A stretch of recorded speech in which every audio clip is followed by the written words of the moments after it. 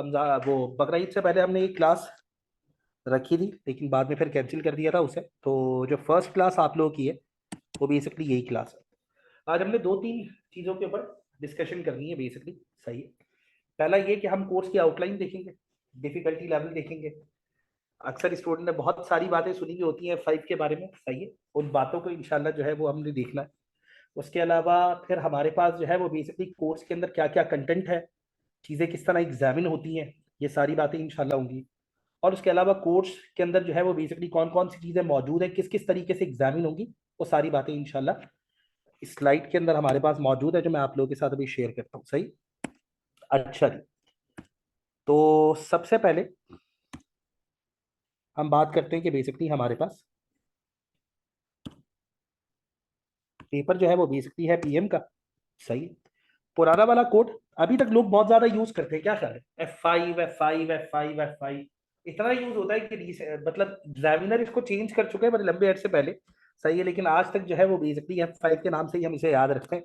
सही है। तो ये बेसिकली अगर हम यहाँ पे देखें तो ये बेसिकली हमारे पास जो पेपर है वो बेसिकली है F5 का, या जो पेपर है हमारे पास वो बेसिकली है पीएम का। सही है। ये आप इसको F5 भी कह सकते हैं और आप इसको पीएम भी कह सकते हैं। बाकी आप लोगों के ग्रुप के ऊपर जो है वो मैं अभी थोड़ी देर के बाद जब मैं क्वेश्चंस वगैरह दूंगा इससे रिलेटेड, जब ये वाली फाइल जो है वो आप लोगों के ग्रुप के ऊपर शेयर कर दूंगा। अच्छा जी, सबसे पहले तो हम पुरानी कुछ बातें कर लेते हैं। यार आप लोगों को आइडिया है कि बहुत सारे स्टूडेंट्स पहले मैनेजरियल अकाउंटिंग के 3 पेपर दे के आ चुके हैं। आप में वो लोग भी मौजूद होंगे जो मैनेजरियल अकाउंटिंग के 3 पेपर दे चुके हैं, और वो वाले लोग भी मौजूद होंगे जिन्होंने मैनेजरियल अकाउंटिंग का सिर्फ एक पेपर दिया। अगर हम 3 पेपर की बात करते हैं तो आपने MA1 का पेपर दिया। सही है। मैनेजमेंट इन्फॉर्मेशन का पेपर। नंबर 2 आपने दिया मैनेजिंग कॉस्ट एंड फाइनेंसिस का पेपर, जो कि MA2 का था। और उसके बाद फिर आपने मैनेजमेंट अकाउंटिंग का पेपर दिया जो कि MA का था। सही है। और कुछ स्टूडेंट्स ऐसे हैं जिनको MA1 और MA2 की एग्जाम्शन मिल गई और वो डायरेक्टली किस पेपर के अंदर आ गए, बेसिकली F2 के पेपर के अंदर। और F2 के बाद अब अगला पेपर देख रहे हैं बेसिकली F5 का। इसका मतलब ये हुआ कि ये हमारे पुराने एक पेपर से रिलेट करता है। जैसे F7 में हमें फायदा हो जाता है ना F3 की वजह से, इसी तरह हमें पीएम के अंदर जो बेनिफिट मिलेगा वो मिलेगा किसकी वजह से? F2 की वजह से। अगर आपका पुराना F2 स्ट्रॉन्ग था तो आपको अच्छा खासा बेनिफिट मिलेगा कहाँ पे? F5 के अंदर। और अगर आपका F2 स्ट्रॉन्ग नहीं है तो लाजमी तौर पे तुम ये देख लो कि F2 को दोबारा उस लेवल पे लेके आने के लिए जिस लेवल पे तुमने छोड़ा था, कम से कम तुम्हें 20 से 22 घंटे की ट्रेनिंग रिक्वायर्ड है। तो वो तुम डे बाय डे अगर हर दिन आधा घंटा 20 से 25 मिनट एक्स्ट्रा निकालते रहोगे, सही है, तो वो ऑटोमेटिकली जो है वो F2 भी अपनी जगह पे बेहतर हो जाएगा और वो अच्छा खासा सपोर्ट कर देगा बेसिकली F5। अब मैं तुम्हें इसके बारे में एक बात बताता हूँ। यार अगर किसी स्टूडेंट ने F3 का पेपर दिया हो और उसके बाद वो F7 के पेपर के अंदर बैठे, और अगर सिर्फ उसने F3 दिया, F7 का पेपर उसने देखा ही नहीं, तो मैं लिटरली लिटरली आप लोगों को बताऊं F3 के बिहाफ के ऊपर F7 के अंदर वो इजीली 15 to 20 मार्क्स उठा सकता है। अगर मैं गलत कह रहा हूं तो तुम लोग कहो कि सर आप गलत कह रहे हैं, वाकई में ऐसा ही है। रेशियोज वाले क्वेश्चन में हमने बेसिक रेशियोज निकाल लिए। इनकम स्टेटमेंट बैलेंस शीट वाले एरिया में हमने सिर्फ इनकम स्टेटमेंट बैलेंस शीट बना ली, जब भी हमें 15 से 20 मिल ही जाएंगे। एमटीक्यूज में हमने छोटे वाले वो एमटीक्यूज कर लिए या वो केस ओटीज कर लिए जिसके अंदर कहीं ना कहीं चीजें F3 से रिलेट कर रही थी। इसी तरीके से हमने वो उठाए एमसीक्यूज जिसकी चीजें F3 से रिलेट कर रही थी, हम पेपर दे के आ गए, हमारे पेपर के अंदर 15 to 20 मार्क्स आ जाएंगे। इसी तरह F5 के पेपर के अंदर यही वाला मामला है। अगर आपकी F2 के एरियाज के ऊपर कमांड है तो ऑटोमेटिकली तुमने 15 से 20 मार्क्स तो वैसे ही अवील कर लिए किसके? F5 के। बाकी एक्स्ट्रा मार्क्स वो आप जितना आपने टारगेट रखा हो, किसी ने 70% टारगेट रखा हो, किसी ने 80% टारगेट रखा हो, किसी ने 60% टारगेट रखा हो, या कुछ ये सोच के बैठा हो सर बस पेपर पास हो जाए बस ताकि हम आगे की तरफ मूव करें, तो इनशाला टारगेट इजीली क्या हो सकता है? अवील हो सकता है। उसका कोई इतना बड़ा मसला होता नहीं। अब बात ये आती है कि परफॉर्मेंस मैनेजमेंट के पेपर के बारे में तुम लोगों ने जो चीजें सुनी है, यानी कि हम लोगों ने ये सुना है सर पेपर बड़ा डिफिकल्ट होता है, सर इसका पासिंग रेट बहुत कम है। सही है। और सर ये पेपर जो है वो फर्स्ट अटेम्प्ट में निकालना बड़ा मुश्किल हो जाता है, इसके बाद मेहनत बड़ी करनी पड़ती है। तो यार ये सुनी सुनाई बातों पे यकीन ना करें, फैक्ट्स के ऊपर बिलीव करें। आए फैक्ट्स मैं आप लोगों के सामने रखता हूँ। चलो ये बताओ, ये तो तुम लोग कह रहे हो कि यार F5 का पेपर जो है वो अपनी जगह पे काफी डिफिकल्ट कंसीडर होता है, ये बात तो अभी फिलहाल छोड़ दो। ये बात बताओ, F7 का पेपर स्किल्स लेवल के अंदर सबसे आसान पेपर कंसिडर होता है या बीच का? F4 का हटा दो, F4 को तो हम काउंट ही नहीं करते। F5 से लेकर F9 तक तुम लोगों ने क्या सुना है सबसे आसान पेपर कौन सा? F7। बिल्कुल ऐसा ही है। तो मैं पता है F7 के पास रेट्स क्या है, मैं आप लोगों के सामने रख देता हूँ। एवरेजली 50 से लेकर 56% तक, किसी पीरियड के अंदर 51%, किसी में 52, किसी में 53, किसी में 54, किसी में 55, इस तरह वैरी करता है। कभी 56 तक चला जाता है और कभी 50 पे आ जाता है। यानी इसका मतलब ये हुआ कि अगर अगर 10 बच्चे पेपर दे रहे हैं तो कितने बच्चे पास होंगे? 5 या साढ़े 5? आज एक स्टूडेंट ने कहा सर साढ़े 5 का है ना, 5 क्यों कह रहे हैं आप? 55% का मतलब होता है साढ़े 5। इसका मतलब ये हुआ कि 20 में से 11 कितने हुए? 20 में से 11।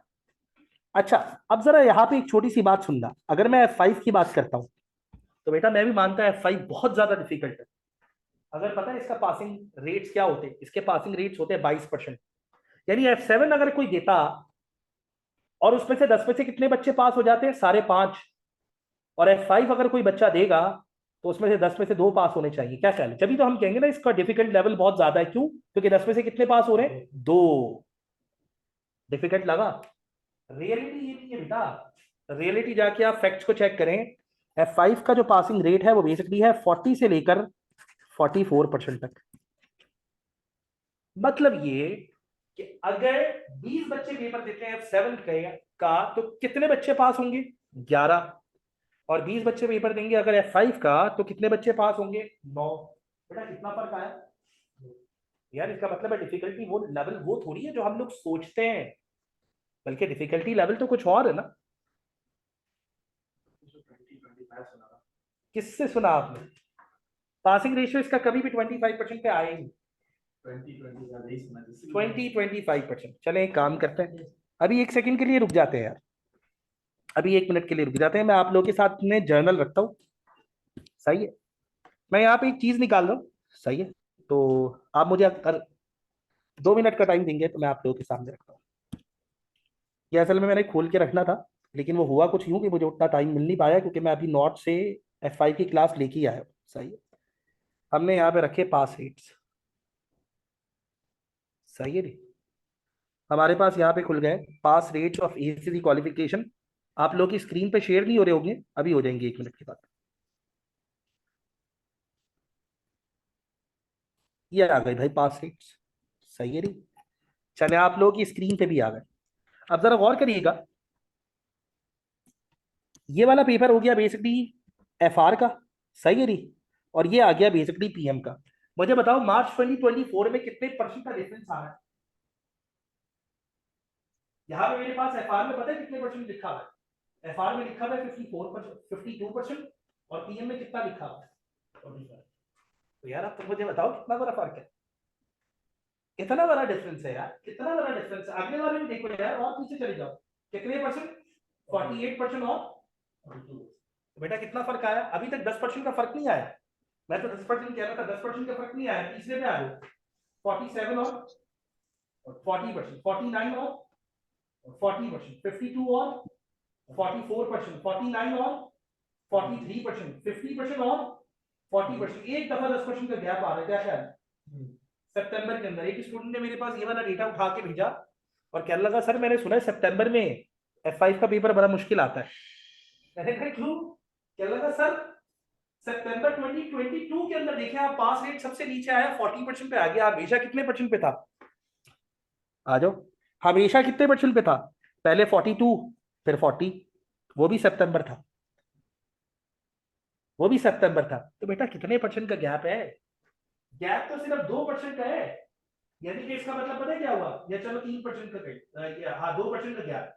2% का गैप यहाँ पे देख लो यार, गैप बहुत ज्यादा है, बहुत माइनस है। 100 बच्चों ने पेपर दिया तो 42 पास हुए, फिर 100 बच्चों ने पेपर दिया तो 40 पास हो गए। दो में इतना बड़ा फर्क कहां से आ गया?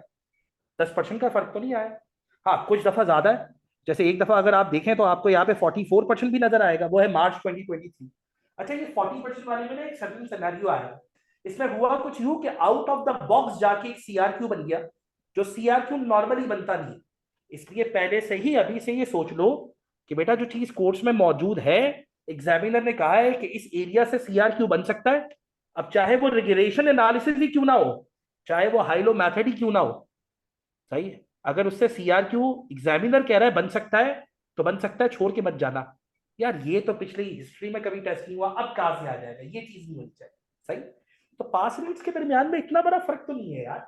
और अगर मैं इसका पास रेट कंपेयर करूं किसके साथ, इसका पास रेट कंपेयर करूं किसके साथ, अगर हम डबल ए के साथ इसका पास रेट कंपेयर करें तो इसका पास रेट डबल ए की करीब करीब ही है। तो इसका मतलब डबल ए को भी हमने खामा खाई में हवा बना के रखा हुआ, कोई मसले वाली बात नहीं है, इतनी बड़ी मसले वाली बात नहीं है।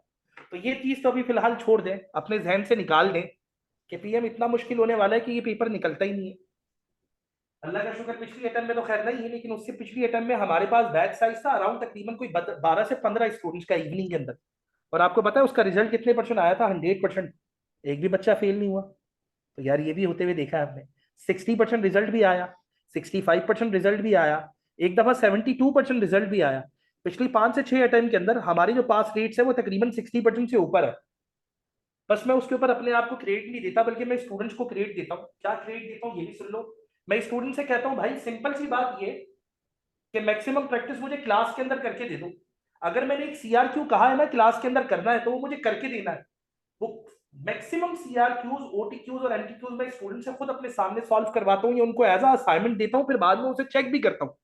उसका रीजन क्या है? उसका रीजन ये होता है कि जब आप प्रेशर डाल के रखते हैं ना स्टूडेंट्स के ऊपर तो स्टूडेंट फिर वो काम करते हैं और अल्टीमेटली उसका आउटपुट भी आता है। अब मैं तुम्हें स्टोरी सुनाता हूँ इन स्टूडेंट्स की जिनका पेपर रुकता है। आपने एक स्टूडेंट से पूछा, हाँ भाई मुझे एक बात बताओ तुम्हारा पेपर रुका? सर रुक गया। कितने सीआरक्यू करके गए थे? सर पेपर में जाके पहला किया था। अब यार जब आप सीआरक्यू की प्रैक्टिस पहले करके ही नहीं जाएंगे तो यार वो कर क्या रहे थे? सर वो क्लास में सीआरक्यू हो जाते थे, समझ में आ जाते थे, और क्या चाहिए हमें? सर क्लास में ओटीक्यूज हो गए, हमें समझ में आ गए, क्या चाहिए हमें? बेटा क्लास में तो मैं सॉल्व करवा रहा हूँ ना, वो समझ में आ रहा है तो उससे कोई फर्क थोड़ी पड़ेगा। असल फर्क कब पड़ेगा? जब बेसिकली उन क्वेश्चंस को तुम खुद से सॉल्व करोगे। तो ये बात याद रखना कि क्वेश्चन को आपकी साइड से सॉल्व होना बहुत ज्यादा जरूरी है। क्वेश्चन का आपकी साइड से सॉल्व होना बहुत ज्यादा जरूरी है। उसका मेन रीजन ये है कि अगर क्वेश्चन को आप अपनी साइड से सॉल्व करें और सिर्फ इस बात के ऊपर डिपेंड करते सर ये भी करवा दे, सर ये वाला क्वेश्चन भी करवा दे, यार देखो असल में खुद से क्वेश्चन करने में ना आपकी ईगो हर्ट होती है। मैंने क्वेश्चन किया, मुझसे नहीं, सर ये क्या बात हो? अबे भाई मतलब तुम पढ़ने आए हो ना, एफआई पास करने आए हो या पास करके आए हो? पास करने के लिए आए हो ना। तो क्वेश्चन तुमने सॉल्व करना है, मैंने सॉल्व करना है, तुमने सॉल्व करना है तो करो सॉल्व। और अगर तुम ये कहते हो नहीं सर जी मुझसे हो नहीं रहा, तो यार शुरू में नहीं होगा, आहिस्ता आहिस्ता थोड़ा ज्यादा होगा, उसके बाद उससे ज्यादा होगा। फिर एक ऐसा वक्त आएगा जब मैं तुम लोगों के सामने सीआरक्यू रखूंगा, पिछली अटेम्प्ट के अंदर हो चुका है। स्टूडेंट ने कहा सर ये हो गया था, और वाकई में मैंने प्रिटेंड नहीं किया, मतलब मैंने उनके सामने डेमोन्स्ट्रेट नहीं किया, लेकिन वाकई में मेरे दिमाग में यही आया, हैरत है वाकई में हो गया, बड़ी अच्छी बात। आपको अच्छा लगता है स्टूडेंट कहे कि सर ये पूरा सीआरक्यू मैंने सॉल्व किया और इसमें सिर्फ ये 2% की यानी 2 मार्क्स की रिक्वायरमेंट नहीं हुई, बाकी 18 मेरी बिल्कुल सही है। अब आप यही सोचते हैं ये स्टूडेंट जब पेपर में जाके सीआरक्यू करेगा और वहां पे 18 मार्क्स का सीआरक्यू सही करेगा तो इसका मतलब मामला अपनी जगह पे बेहतर हो जाएंगे। तो अभी से एक बात जहन में बिठा लो, मैक्सिमम प्रैक्टिस या तो क्लास में या घर पे जाके आप लोगों ने अपनी साइड से करनी है। मेरा काम सिर्फ आपके सामने क्वेश्चंस रखना होगा, कुछ क्वेश्चंस को सॉल्व करवाना होगा। जहां पे मुझे ऐसा लगेगा कि 40% चांस है क्वेश्चन तुम सॉल्व कर सकते हो, मैं पीछे हट जाऊँ। जहां मुझे लगेगा 50% चांस है तुम क्वेश्चन सॉल्व कर सकते हो, मैं सिर्फ खड़े होकर तुम्हें सॉल्व करते हुए देखूंगा। लेकिन जहां पे मुझे ये लगेगा कि यार 10% चांस है ये क्वेश्चन तुमसे सॉल्व हो सकता है, तो वो क्वेश्चन फर्स्ट टाइम पे मैं सॉल्व करवाऊंगा। सही, उसके बारे में हमें आइडिया होता है कौन सा तुम सॉल्व कर लोगे, कौन सा सॉल्व नहीं करोगे। वापस आते हैं स्लाइड्स की तरफ। भाई बात सबको समझ में आ रही है? किसी के जहन में कोई कंफ्यूजन तो नहीं है? उसके लिए फिर मैं अलग से बात करूंगा। तो पास रेट्स के बारे में सारी बातें हो चुकी है। भाई 20% का, 22% का, 16% का, 18% का, 12% का कोई पास रेट नहीं है भाई। ये पास रेट्स कितने? 40 to 44%। आओ तुमसे अपने दिल की एक बात करूं, असल में मसला पता है क्या है? मसला ये है कि हमारा हमेशा पास रेट 60% से ज्यादा होता है और global pass rate normally 40 to 44% के करीब करीब होता है। उसका भी एक खास किस्म का रीजन है, उसमें हमारे रेट के अलावा भी कुछ और चीज है। रिकॉर्डिंग चल रही है, बाद में पता नहीं अपलोड होगी या नहीं होगी, इसलिए बात कर लेते। यार देखो गोरे के पास ना पैसे की कमी नहीं है, मतलब वो फीस पे करता है पाउंड के अंदर, वो एक दिन कमाता है एक दिन के बराबर की एग्जाम फी पे कर देता है। तो वो हमने बहुत सारी दफा ये सुना है कि उन्होंने पेपर बुक करवाए और वो पेपर देने नहीं गए। नहीं पास होगा यार, नहीं देने जा रहा, काउंट तो हो गया ना पेपर फेलियर। पेपर देने गए ऐसे ही बगैर तैयारी किए, क्योंकि पैसों की कोई इतनी बड़ी इंपॉर्टेंस नहीं। एक बॉडी है पाकिस्तान में आईसीएमए के नाम से, उस बॉडी के अंदर एक बात याद रखना, उस बॉडी के अंदर मैंने एक स्टूडेंट्स को ये करते हुए देखा है, तैयारी नहीं है फिर भी पेपर देने चले गए, तैयारी नहीं है फिर भी पेपर बुक करवा लिया। क्यों? पेपर की फीस बड़ी नॉमिनल है, 1500, 2000, 2500। यार कुछ नहीं हुआ, देने ही चले जाएंगे, चलो यार एग्जाम सेंटर ही देख के आ जाएंगे कम से कम। हमारे पास क्यों ज्यादा है? जब बेटा तुम 50,000 से लेकर 60,000 के दरमियान की अमाउंट पे करते हो ना, तो फिर उस हिसाब से मेहनत भी करते हो, तो फिर पास रेट अच्छे भी आते हैं। तो नॉर्मली मेरी नजर में जो पास रेट बनते हैं ना, वो बनते हैं तीन में से दो। दो स्टूडेंट नॉर्मली तीन में से पास हो जाते हैं, एक स्टूडेंट फेल हो जाता है। तो इसका मतलब ये हुआ तकरीबन कोई 67% के करीब करीब रिजल्ट बन जाता है। अब तुम लोगों ने सब ने ये कोशिश करनी है, सही है, जो ऑनलाइन है जो फिजिकल है, सब ने ये कोशिश करनी है कि हम उन दो में हो, उस एक में ना हो। सही है, तो इंशाल्लाह चीजें अपनी जगह पे बेहतर हो जाएंगी। चीजें इतनी मुश्किल नहीं है यार, समझ में आता है बच्चे। अच्छा, फिर हमें ना कभी कभार ऐसा होता है, ये मैंने सारी बातें बताई क्यों की है अभी, उसका भी एक रीजन। थोड़ी सी क्लासेस आगे जाती है, जब बच्चों से सवाल सॉल्व हो रहे होते हैं, सर देखें ये वाली बात मानने वाली है कि सवाल तो सारे सॉल्व हो रहे हैं, लेकिन मैंने सुना है फाइव इतना आसान नहीं है, इतना आसान लग क्यों रहा है? तो वो फिर आप सुनते हैं, वो कहते हैं सर फिर ना पेपर मुश्किल आता होगा, हम अभी आसान कर रहे हैं। तो मैं तुम्हारे सामने ये थोड़ी करूंगा मेरे अपने क्वेश्चन सॉल्व करो, जो मैंने बनाया वो सॉल्व करो। मैं तुम्हारे सामने तीन चीजें रखूंगा। पहले नंबर पे कैप्लान के क्वेश्चन सॉल्व करो, ये बात अभी फिलहाल भूल जाओ, कैप्लान आउटडेटेड हो चुकी है, भूल जाओ, ऐसी कोई बात फिलहाल मौजूद नहीं, किसी वक्त आउट ऑफ द वे जाके डिस्कस कर लेंगे। पहले नंबर पे कैप्लान के क्वेश्चन करोगे, वो क्वेश्चन जो एसीसी ने पहले अप्रूव किए हुए, अभी तक तो वही वाले क्वेश्चन है जो पहले अप्रूव कर चुका है, सही है। दूसरे नंबर पे बीपीपी के क्वेश्चन करोगे, सही है, वो भी एसीसी ने पुराने वाले पीरियड्स के अंदर अप्रूव किए हुए। तीसरे नंबर पे स्टडी हब के क्वेश्चन करोगे। अगर वो तीनों क्वेश्चन तुमसे 80% हो जाते हैं, तो यार इसका मतलब चैप्टर तुम्हें समझ में आ गया, फिर खामा पे फजूल की बातों के ऊपर फोकस करने की जरूरत ही नहीं है कि पेपर मुश्किल था, पेपर आसान है, मुझे समझ में आया नहीं आया। जब ये 80% मार्क्स आ रहे हैं हर जगह पे, तो इसका मतलब चीजें अपनी जगह पे बेहतर है। मसला कब है? सर मेरे सामने क्वेश्चन आता है, मुझसे सॉल्व ही नहीं होता, अब मसला, क्योंकि वो क्वेश्चन जो क्लास के अंदर सॉल्व नहीं हो रहा, वो क्वेश्चन जो घर पे जाके सॉल्व नहीं हो रहा, पेपर में कौन से मौके आने वाले जो क्वेश्चन सॉल्व हो जाएगा। तो ये चीज है यार। पेपर है हमारे पास परफॉर्मेंस मेजरमेंट का, ये स्लाइड मैं आप लोगों के साथ शेयर कर दूंगा ताकि आप लोग इसे देख लें। बाकी जो फिजिकल स्टूडेंट है वो अगर ओवर राइटिंग करना चाह रहे हैं आगे जाके तो कर सकते हैं। ये प्रोफाइल है यार, इसको देखने की जरूरत नहीं है, ये खामखाई है, मतलब मेरी प्रोफाइल है, सही है, अगर देखना चाहे तो बाद में। पेपर का लिंकेज पहले भी बात हो चुकी है। पहला पेपर कौन सा है? एमए का। दूसरा पेपर किसका है? पीएम का, F5 का। तीसरा पेपर किसका है? P5 का। यानी जो दे चुके हैं वो कौन सा है? मैनेजमेंट अकाउंटिंग का। जो देना है वो कौन सा है? परफॉर्मेंस मैनेजमेंट का। और जो दोगे अगर मूड हुआ तो वह है एडवांस परफॉर्मेंस मैनेजमेंट। बहुत कम स्टूडेंट देते हैं, यानी हर वो स्टूडेंट जो तकरीबन जो उठाते हैं पेपर, तकरीबन कोई 10% के करीब करीब स्टूडेंट्स होते हैं जो एपीएम का पेपर देते हैं।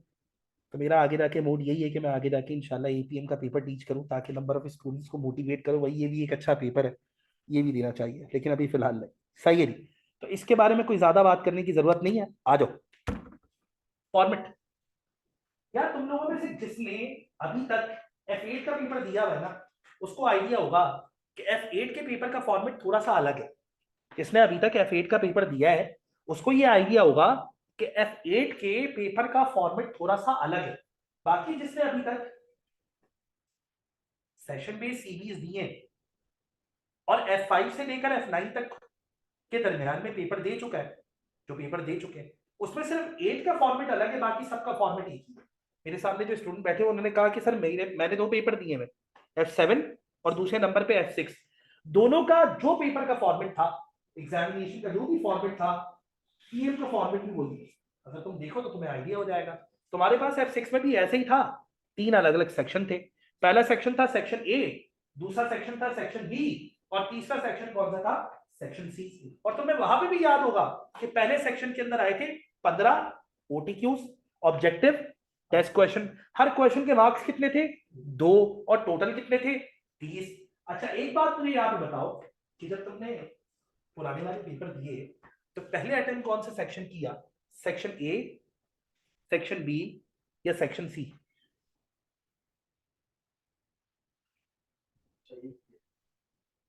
मैं एक बात बताऊं, मेरे पास 90% स्टूडेंट्स ये कहते हैं सर मैं सबसे पहले सेक्शन ए की तरफ गया था। क्यों? सर वो छोटा होता है। क्यों? सर उसके अंदर प्रेशर कम होता है। क्यों? सर वो टाइम कंज्यूम करता है और मार्क्स ज्यादा दिलवाता है। बेटा एग्जामिनर ने वो वाला सेक्शन पहले रखा है, यहाँ पे एग्जामिनर की बात मान लो, और पहले सेक्शन ए आता है तो पहले सेक्शन ए ही करो। यानी इसका मतलब ये हुआ, जब तुम पीएम के पेपर की तरफ जाओगे तो सबसे पहले अटेम्प्ट करने वाला सेक्शन कौन सा होगा? Section A. छोटे क्वेश्चन होंगे, साइज हल्का होगा, पेपर में इतना प्रेशर नहीं होगा, प्रेशर उस वक्त सबसे ज्यादा होता है, सॉरी, प्रेशर सबसे ज्यादा होगा, लेकिन क्योंकि क्वेश्चन का साइज छोटा होगा तो इतना प्रेशर तुम्हारे ऊपर बिल्ड नहीं होगा, तो ऑटोमेटिकली तुम आसानी आसानी से वो सारे के सारे क्वेश्चन अटेम्प्ट कर सकते हो। मैं अभी फिलहाल बात नहीं करूंगा इसके ऊपर कि तुमने कितनी देर में ये वाला सेक्शन कंप्लीट कर, ये किसी वक्त तो और बात करेंगे। उसका रीजन ये है, अभी तो कोर्स स्टार्ट हुआ है, ये सारी बातों की प्लानिंग अभी से थोड़ी कर सकते हैं। फिर तुम्हें ये भी याद होगा, सेक्शन ए के बाद अगला कौन सा सेक्शन स्टार्ट करते हैं? Section B. और वाकई में यहां पे भी तुमने यही करना है, सेक्शन बी स्टार्ट करना है। सेक्शन बी के अंदर आएंगे 3 केसेस, जिसको केस ओटीज भी कहा जाता है, यानी केस ऑब्जेक्टिव टेस्ट क्वेश्चंस। सही है या ऑब्जेक्टिव टेस्ट क्वेश्चंस जो केस से रिलेट करते हैं, सही है जी। तो ये ओटीक्यूज केसेस हैं। अगर मैं ओटीक्यू यानी केस ओटीक्यूज की बात करूंगा तो केस ओटीक्यूज के अंदर बेसिकली हर एक ओटीक्यू के अंदर, हर केस ओटीक्यू के अंदर टोटल कितने पार्ट्स होंगे? 5। पहले के अंदर होंगे क्वेश्चन नंबर 16 से लेकर 20 तक, दूसरे वाले में होंगे 21 से लेकर 25 तक, तीसरे वाले में होंगे 26 से लेकर 30 तक, और टोटल क्वेश्चन तुम्हारे पास बन जाएंगे वहां पे 30। सेकंड नंबर पे तुमने इसको चूज करना है, क्वेश्चन का साइज बढ़ जाएगा, सही है, उसका डिफिकल्टी लेवल बढ़ जाएगा, लेकिन तुम भी तो थोड़े से सेटल हो चुके होगे ना। देखो यार, पहली क्लास जब F5 के लोग लाजमी तौर पे उतने सेटल थोड़ी होगी जितने सेटल 1 महीने के बाद होगी। इसी तरह पेपर में बैठने के बाद स्टार्टिंग में हाथ पाओ फूले हो, तो ऑटोमेटिकली वो आहिस्ता आहिस्ता बंदा सेटल होता है। तो जब तक हमारे पास केस ओटीक्यूज आएंगे, जब तक हम पेपर में थोड़ा सा रिलैक्स हो चुके होंगे, जो पसीना बहना था वो बह चुका होगा, जो हाथ कांपने थे वो कांप चुके होंगे, सही, जो टेंशन थी वो आहिस्ता आहिस्ता रिलीज हो चुकी होगी, दिमाग में एक कैलकुलेशन चल रही होगी, यार ये जो मैं ओटी चूज करके आया हूं ना, सही है, इसमें से कम से कम 10 तो सही है, तो इसका मतलब 20 तो पक्के हो गए, सही। फिर सेक्शन बी कंप्लीट होगा, फिर तुम्हारे दिमाग में वही वाली बात चल रही होगी, यार अगर मैं केस ओटी चूज के हिसाब से सोचूं तो कम से कम यहाँ पे मुझे 15 से 17 या 20 तो मिल गए। अब जो भी है, पहले में 20 मिल गए, दूसरे में 20 मिल गया, तुम रिलैक्स हो गए, तुमने कहा हाँ वाकई में ये वो वाला एरिया है जहां पे जाके मुझे टोटल कितने मार्क्स मिल गए? 40। अब मैंने अपने ब्रेक इवन पे जाना है तो सिर्फ और सिर्फ मुझे एक्स्ट्रा 10 मार्क्स चाहिए। अब मैंने खोला सीआरक्यू का एरिया, कंस्ट्रक्टेड रिस्पॉन्स क्वेश्चन, आपको आइडिया है तीसरा एरिया यही है। इसके अंदर 2 क्वेश्चन आएंगे, पहला क्वेश्चन भी 20 मार्क्स का होगा, दूसरा क्वेश्चन भी 20 मार्क्स का होगा। यहाँ पे कौन सा क्वेश्चन अटेम्प्ट करोगे, पहले क्वेश्चन नंबर 31 या पहले क्वेश्चन नंबर 32? हाँ, ये अजीब सी बात है, मैंने कहा सर 32 करता हूँ पहले, असल में इसके अंदर ये नहीं देखा जाता। इसके अंदर बिल्कुल आसान सा तरीकाकार ये होता है कि पहले तुम क्वेश्चन नंबर 31 को देखो हल्का सा, यानी उसकी रिक्वायरमेंट क्या है, और क्वेश्चन नंबर 32 को देखो उसकी रिक्वायरमेंट क्या है, तुम्हें आइडिया हो जाएगा कि तुम्हें तुम्हारी ज्यादा ग्रिप बेसिकली कौन सी एरिया है।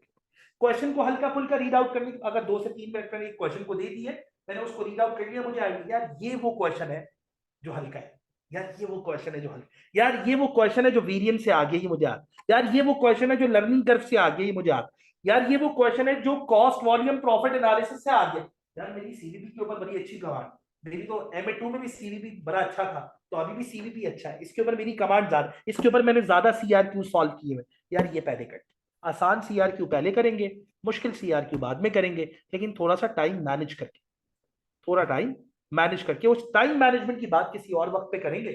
असल में उसमें होता क्या है, सपोज करो तुम्हारे पास आखिर में 1.5 घंटा बच गया और 1.5 घंटे में तुमने 2 सीआरक्यू सॉल्व करने, तो तुमने पहले सीआरक्यू को सॉल्व किया, 45 मिनट गुजर गए और अराउंड तकरीबन कोई 60 to 70% तुम्हारा वो सीआरक्यू सॉल्व हो गया।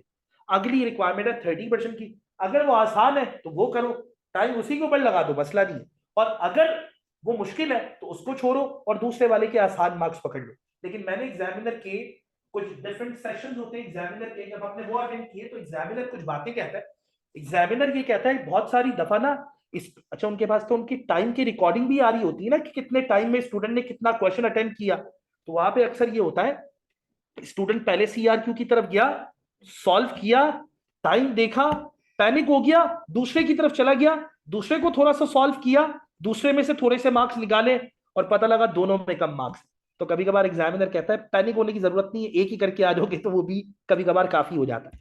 देखो ये बात याद रखना, 90 मार्क्स में से भी पासिंग मार्क्स और अच्छे मार्क्स निकालना आसान है, और 100 मार्क्स पूरा करके आने का कोई रीजन नहीं है। जो तुम छोड़ के आओगे उससे बहुत बड़ा फर्क नहीं पड़ेगा, जरा गौर करना मेरी बात, जरा गौर करना मेरी बात पे। बात बड़ी सिंपल सी है, और वो पता है क्या है, वो ये है कि अगर मैं 90% पेपर ऐसा करके आता हूं जिसके अंदर से मुझे 70% मार्क्स मिलते हैं, अगर मैं 90% पेपर ऐसा करके आता हूं जिसके ऊपर मुझे 70% मार्क्स मिलते हैं, तो इसका मतलब है मेरे मार्क्स बनेंगे 63। और अगर मैं 100% पेपर करके आता हूं जिसकी एक्यूरेसी 60% है, तो मेरे मार्क्स कितने बनेंगे 60, और 63 मार्क्स ज्यादा है बेसिकली किसके मुकाबले में, 60 मार्क्स के मुकाबले। तो इसका मतलब ज्यादा बेहतर ये है कि 90 के ऊपर 70 अवेल कर लो, ना कि 100 के ऊपर 60% अवेल करो। अच्छा ये ऑनलाइन देख लीजिएगा, ऑनलाइन अच्छे खासे सही है। तो ये वाला सिनेरियो जो है वो थोड़ा सा ध्यान में रखें। अच्छा तो यार ये वाली बात तो आप लोगों को पहले भी पता है, इसमें कोई दूसरी राय नहीं है, आराम से आप लोग इस चीज को देख सकते हैं, आगे की तरफ मूव करें। असल बात क्या है, असल बात ये ये सीआरक्यूज आएंगे कहां से, अब जरा गौर करिएगा। सीआरक्यू के बारे में लिखा हुआ है, CRQ primary focus on decision making. या तो सीआरक्यू कहां से आएगा, डिसीजन मेकिंग से, या कहां से आएगा, बजटिंग से, या कहां से आएगा, कंट्रोल से। ये अलग अलग एरियाज है हमारे पास। या कहां से आएगा, परफॉर्मेंस मेजरमेंट्स। लेकिन इसके बारे में भी तुम लोगों ने सुना हुआ होगा, शायद आगे वाली लाइन आप लोगों को पहले से पता हो। एक सीआरक्यू पक्का आता है कहां से, परफॉर्मेंस मेजरमेंट से। सुना हुआ है, इसका मतलब सुना हुआ। अच्छा आगे क्या लिखा हुआ है, with in the syllabus however performance measurement is the most likely topic for a constructed response question. तकरीबन कोई 98% चांस है, 2% भी हम ऐसे ही कह देते हैं, 100% चांस है कि एक क्वेश्चन कहां से आएगा, बेसिकली परफॉर्मेंस मेजरमेंट। स्टूडेंट कहते हैं सर बस एक, सर बस मेरा ये, मुझे एक ऐसा स्टूडेंट मिला, नाम भी मुझे उसका याद है, नाम कोट नहीं करूंगा, सर मेरी बस अच्छी कमांड बना दे आप किसी तरह, पीएम के ऊपर मेरा पेपर निकल जाएगा। मैं आपको लिटरली बताऊं, पीएम के ऊपर कमांड बना के आपका पेपर नहीं निकल सकता। क्यों, रीजन है यार, बिल्कुल ऐसा ही है। और 20 के ऊपर पेपर थोड़ी निकलता है यार, 20 के ऊपर पेपर थोड़ी निकलता है। अब जरा गौर करना, अब जरा गौर करना, मैं छोटा सा एक एरिया बना रहा हूं ताकि तुम्हारे दिमाग में ये चीज फिट हो जाए। आओ सुनो, पहला सीआरक्यू कहां से बना, पीएम से। दूसरा सीआरक्यू कहां से बना, कंट्रोल से। कंट्रोल मतलब, कंट्रोल मतलब तुम्हारा कौन सा F2 वाला एरिया, मतलब कंट्रोल। F2 में कंट्रोल क्या था, बजटिंग एंड कंट्रोल। भूल गए, कंट्रोल का मतलब है वेरिएंस एनालिसिस। एक बन गया पीएम से, एक बन गया कंट्रोल से। मेरी नजर में सबसे अच्छा है कॉम्बिनेशन, पीएम के साथ अगर कंट्रोल आ जाए तो बड़ी आसानी हो जाए। सही, चल पीएम के साथ आ गया कंट्रोल, कंट्रोल का मतलब वेरिएंस एनालिसिस बन गया। सर बाकी खामाखाई में मैं करके गया नहीं ना, बाकी खामाखाई में थोड़ी करके गया, जरा गौर से सुनो, ये 40 है, गौर से सुनना इस बात को। तो इसका मतलब ये हुआ कि बजटिंग कहां पे चला गया, हाँ भाई ये बड़ी इंपॉर्टेंट बात है, बजटिंग कहां पे चला गया, यहां पे, है ना। तो इसका मतलब ये हुआ कि एक केस कहां से बनेगा, तो इसका मतलब 10 मार्क्स आ गए ना बजटिंग से। अच्छा और एक और केस कहां से बनेगा, एक और केस कहां से बनेगा, क्या रह गया, बिल्कुल ऐसा ही है। इसका मतलब ये हुआ, इसका मतलब ये हुआ कि पीएम से हमें मिलने वाले 20 मार्क्स मिलने वाले, और कंट्रोल से हमें मिलने वाले 10 से लेकर 20 मार्क्स, और डिसीजन मेकिंग से कितने मिलने वाले, 10 से लेकर 20 मार्क्स, और बजटिंग से कितने मिलने वाले, 10 से लेकर 20 मार्क्स। तो ये इस तरह वाला, और अभी भी 80 हुए, क्योंकि 10 से लेकर 20 तक एक और एरिया है, वो 10 से 20 नहीं जाता, 10 से 14 तक जाता है, उसके बारे में भी बात करें। तो ये वाली बात क्लियर। अगर एक पीएम से बन गया सीआरक्यू और एक कंट्रोल से बन गया, तो इसका मतलब है केस ओटीक्यूज कहां से बने, बजटिंग से और डिसीजन। तो ऑटोमेटिकली चीजें थोड़ी सी और बेहतर तरीके से क्या हो जाएंगी, सेटल। छोड़ना नहीं है उसमें, कुछ भी छोड़ना नहीं है इसके अंदर। अभी आगे जाके भी एक और बात बतानी है मैंने आप लोगों को, टेंशन क्यों ले रहे हैं, सही है नहीं। तो ये एक माइंड मैप बन गया, मैपिंग हो गई, आइडिया हो गया कि हर चीज के ऊपर फोकस करना है। और बेटा एक और बात भी तो सुन लो, बड़ी जरूरी, वो भी सुन लो हाथ के हाथ। जब बजटिंग यहां पे आया कितने मार्क्स का, 10 मार्क्स का, ये देखो बजटिंग यहां पे आया 10 मार्क्स का, तो भैया बजटिंग के दो ओटीक्यूज भी बन गए, तो टोटल मिला के कितने हो गए, सपोज करो दो बन गए, कितने हो गए, जबरदस्त यार। तुम 20 के पीछे भागते भागते 14 को मत छोड़ देना, है ना। स्टूडेंट यही करते, ये मैं, स्टूडेंट ये नहीं करते, मतलब मैं तुम्हें बता रहा हूं, ये वो मिस्टेक्स हैं जो हम स्टूडेंट्स की तरफ से सुनते हैं और फिर हम उसका एडवर्स इंपैक्ट भी देखते। एक टॉपिक को, किसी एक टॉपिक को देख लिया, सर मेरी पीएम के ऊपर तो कमांड है ना, वहां से मैं 20 निकाल लूंगा, बेटा बाकी एरियाज भी देखने, ओटीक्यूज में क्या करोगे। इसका मतलब क्या हुआ, इसका मतलब एक और है, वो ये कि जब तुम प्रैक्टिस करोगे, जरा एक और भी बात बड़ी इंपॉर्टेंट है। सर मैं प्रैक्टिस करता हूँ सर, सर बहुत प्रैक्टिस करता हूँ सर, एमसीक्यूज तो ऐसे ही हो जाते हैं, मैं सीआरक्यूज की प्रैक्टिस करता हूँ सर, ओटीक्यूज तो ऐसे ही हो जाते हैं, मैं सीआरक्यूज की प्रैक्टिस करता हूँ। नहीं बेटा, इन दोनों के मिला के भी तो 60 मार्क्स है। अच्छा तुम्हें क्या लगता है, सीआरक्यू, अगर एक बंदा एक सीआरक्यू हैंडल कर सकता है तो उसकी उतनी ही बेहतर कमांड क्या ओटीक्यू के ऊपर भी होगी? नहीं, क्योंकि सीआरक्यू के अंदर कभी कभार लेंदी वर्किंग होती है, टाइम ज्यादा मिल जाता है, जबकि अगर ओटीक्यूज की बात की जाए, वो 3.6 मिनट्स के अंदर एक क्वेश्चन पूरा क्या करना है, बेसिकली कंप्लीट करना है, तो उसके ऊपर कभी कभार थोड़ा सा ज्यादा टाइम लग जाता है, क्या ख्याल है? तो इन चीजों के ऊपर हमें थोड़ा सा अलग तरीके से देखना पड़ता है, तो इन चीजों के ऊपर आपने फोकस करना है। अच्छा सर मुझे कैसे पता लगेगा एक क्वेश्चन सही हो रहा है और मेरी उसके ऊपर कमांड बन गई, मैंने पहले बताया तीनों यूज करने, क्या, पहले नंबर पे कैपलान, दूसरे नंबर पे बीपीपी, तीसरे नंबर पे स्टडी हब। और एक और चीज, स्टडी हब के क्वेश्चन अपने ही पोर्टल पे जाके करोगे, अपने एजेंसी पोर्टल पे जाके करोगे। एक और बात, उसकी हिस्ट्री को इरेज मत करना, आखिर तक सामने रखना। जब तुम पहले किसी चैप्टर के कैपलान के क्वेश्चन करोगे, फिर बीपीपी के क्वेश्चन करोगे, फिर स्टडी हब के क्वेश्चन करोगे, तो इसका मतलब दो जगहों से पॉलिश होके आगे आ रहे हो। अब जिस लेवल के ऊपर तुम्हारी एक्टिविटी बेस्ड कॉस्टिंग की कमांड है ना, वो स्टडी हब पे शो हो जाएगी। जब कल को रिवीजन करने बैठोगे, पता लगेगा कौन सा एरिया मेरा वीक है, कौन सा एरिया बेहतर है, तो ऑटोमेटिकली फिर तुम उसी तरीके से उसे ज्यादा बेहतर तरफ पे आखिर में एनालाइज करके रिवीजन के वक्त में, और रिवीजन के वक्त में शुरू में जो गलत क्वेश्चन हो रहे हो, अगर वो मुझे मिल जाए, ये गलती करता हूँ मैं, तो और ज्यादा बेहतर तरीके। यार देखो सारा का सारा गेम ही प्लानिंग का है और कुछ भी नहीं है, सारा का सारा गेम ही प्लानिंग का है। मैं लिटरली बताऊं, अगर इफेक्टिवली कोई स्टडी कर रहा है ना, तो 80 घंटे या 90 घंटे पढ़ के भी F5 का पेपर निकाल सकता है, सेम IQ लेवल के ऊपर। और कोई इफेक्टिव वे के अंदर नहीं कर रहा, वो 170 घंटे भी लगा देगा, जब भी उतने मार्क्स लेके आएगा जो दूसरा 80 घंटे में लेके आ रहा है। असल बात है प्लानिंग, कितने इफेक्टिव वे के अंदर तुम अपने टाइम को यूटिलाइज करते हो, असल बात ये वाली बात क्लियर। कोई भी क्वेश्चन आप लोगों का होगा तो बताइएगा। अब हम आते हैं बेसिकली अपने कोर्स आउटलाइन की तरफ। हमारे कोर्स में कौन कौन से एरियाज मौजूद, यार ये तो एक स्टार्टिंग का एरिया, अगर आप लोगों को आइडिया हो, नाम क्या है इसका, information technology system for organisational performance. हाँ ये बड़ा अच्छा सवाल किया बिलाल तुमने। 90 आवर्स के तो इधर लेक्चर्स ही है, 90 आवर्स के तो सिर्फ लेक्चर्स ही है, सिर्फ लेक्चर सुनने से थोड़ी तुम पेपर पास करोगे। मुझे घंटे एलोकेट हुए हैं 80 से 90 तो वही है, सही है। तो 90 घंटे का मतलब पता है क्या हुआ, 90 घंटे का मतलब है रोजाना 1 घंटा पढ़ो और F5 निकल जाए, ऐसा नहीं है। हाँ लेकिन क्लास के बाद रोजाना 1 से 1.5 घंटा दो। मैं क्लास नॉर्मली रखूंगा गैप के साथ, एक दिन क्लास फिर एक दिन का गैप, फिर एक दिन क्लास फिर एक दिन का गैप, इससे फायदा होता है। तो मैं बीच में टाइम मिल जाएगा अपने काम कंप्लीट करने का, कुछ लोग जॉब कर रहे हैं उनको भी थोड़ा फायदा हो जाएगा इस चीज के ऊपर काम करना है।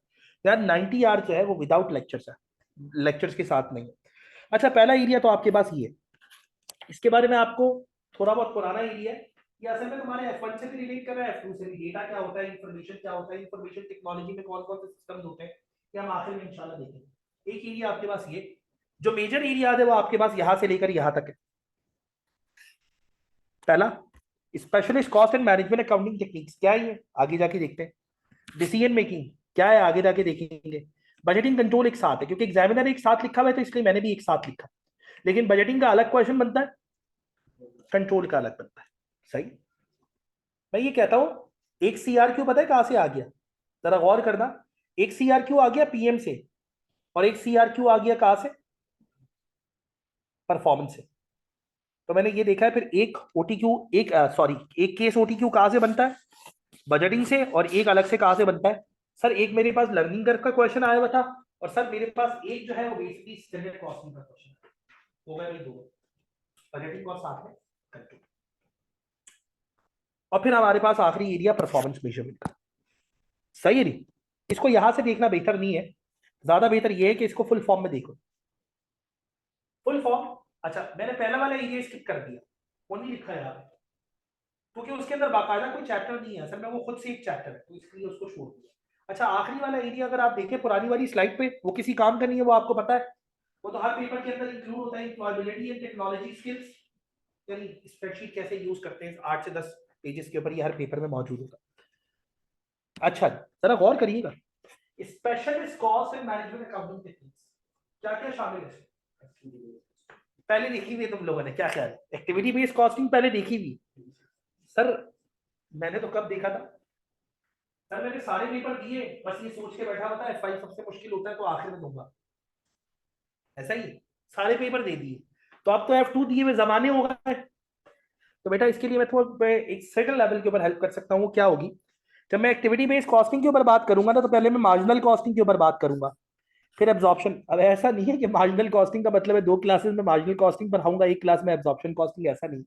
आधा घंटा, 15 मिनट, 20 मिनट आपने दे दिया मार्जिनल कॉस्टिंग पे, आधा पौना घंटा आपने एब्जॉर्प्शन कॉस्टिंग में दिया, क्योंकि बेटा मार्जिनल कॉस्टिंग और एब्जॉर्प्शन कॉस्टिंग जब हमें याद आएगी तो हमें पता लगेगा वाकई में एक्टिविटी बेस्ड कॉस्टिंग आई क्यों है, उसके आने का रीजन क्या है, ओवरहेड होते क्या है, फिर उसको बेहतर तरीके से एलोकेट कैसे करते हैं। सही है, तो इसका मतलब है ये पूरा सिनेरियो। इसके बाद जो अगला चैप्टर है टारगेट कॉस्टिंग का, वो भी तुम्हें आईडिया है, टारगेट कॉस्टिंग का एरिया भी आप लोग पहले देख चुके हैं। पहले मैं कॉस्ट प्लस प्राइसिंग थोड़ी बहुत करवाऊंगा, फिर टारगेट कॉस्टिंग की तरफ आऊंगा। फिर अगला एरिया लाइफ साइकिल कॉस्टिंग, ये तो बिल्कुल नया एरिया है, तुम लोगों ने F2 में देखा है, इसका पुराने वाले किसी एरिया के साथ उतना बेहतर कनेक्शन नहीं है, तो लाइफ साइकिल कॉस्टिंग को अलग से ही देखो। चौथा एरिया वाला इंपॉर्टेंट, क्या नाम है इसका, थ्रूपुट अकाउंट। सर ये हमने पहले नहीं देखा, लेकिन पहले तुम लोगों ने एक एरिया देखा हुआ MA2 में। MA2 में याद है एक एरिया था जिसका नाम था लिमिटिंग फैक्टर। बेटा ये लिमिटिंग फैक्टर की ही एडवांस एरिया। लिमिटिंग फैक्टर में भी आपकी कंपनी कोई ना कोई कंस्ट्रेंट फेस कर रही होती है, और यहाँ पे भी आपकी कंपनी कोई ना कोई बॉटलनेक या लिमिटिंग फैक्टर फेस कर रही होती है, लेकिन थ्रूपुट अकाउंटिंग के बेसिक रूल्स वगैरह क्या है वो इंशाल्लाह हम उसके साथ देखेंगे। और बिल्कुल आखिर में हमारे पास आ जाएगा EMA, यानी कि इन्वायरमेंटल मैनेजमेंट अकाउंटिंग। अब एक बात बड़ी इंपॉर्टेंट, एक बात बताओ, हम एक्टिविटी बेस्ड कॉस्टिंग पहले नंबर पे करवाते हैं स्टूडेंट को, दो अलग अलग रीजन है यार।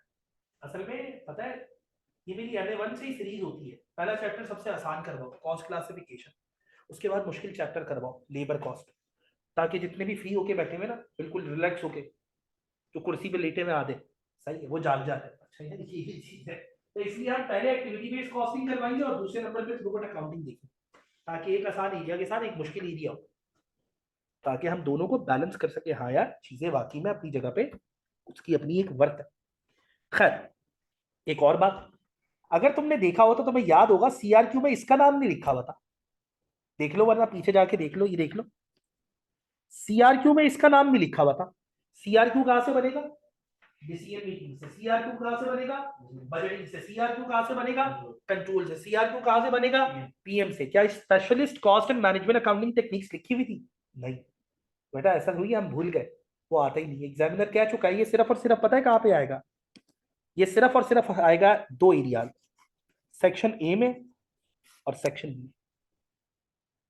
या तो इसका क्या बनेगा OTQ, या इसका क्या बनेगा केस OTQ। इसका क्या बनेगा OTQ, या इसका क्या बनेगा, बस बात इतनी सी है। इसका क्या बनेगा OTQ, या इसका क्या बनेगा केस OTQ, उसके अलावा कोई और बात ही नहीं है। ये CRQ में नहीं आएगा, CRQ में नहीं आएगा। हाँ इसका कुछ छोटा सा एरिया लिंक कर जाए। अब ये थोड़ी कि एग्जामिनर ने कबीरा गुनाह कर दिया अगर उसने लिख दिया कि कंपनी टारगेट कॉस्टिंग की अप्रोच यूज कर रही है, सिर्फ CRQ में इतना सा लिख दिया और बाकी कोई बात ही नहीं की उसके बारे में, तो सर उसने क्यों टारगेट कॉस्टिंग यूज किया, वो तो CRQ में आते ही नहीं, ऐसा नहीं होता। सही, ये छोटी छोटी बात है। अच्छा ये वाली बात समझ में आ गई, ये कहाँ कहाँ एग्जामिन होगा, A से B। तो यार अगर मैं एक बात करूं तो एक बात तो मानने वाली है, सपोज करो एक्टिविटी बेस्ड कॉस्टिंग के ऊपर क्या बन गया, केस OTQ। तो यार ये बात याद रखना, केस ओटीक्यू अगर एक्टिविटी बेस्ड कॉस्टिंग के ऊपर बना है तो पूरा क्वेश्चन जो है वो एक्टिविटी बेस्ड कॉस्टिंग के ऊपर नहीं होगा।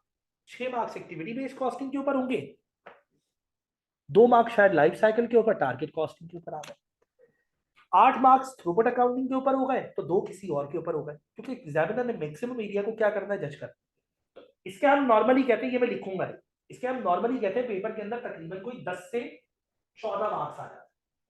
10 से 14 कैसे, या तो इसका पूरा क्या बन गया, केस ओटीक्यू, उसके साथ 1-2 ओटीक्यूज भी आ गए।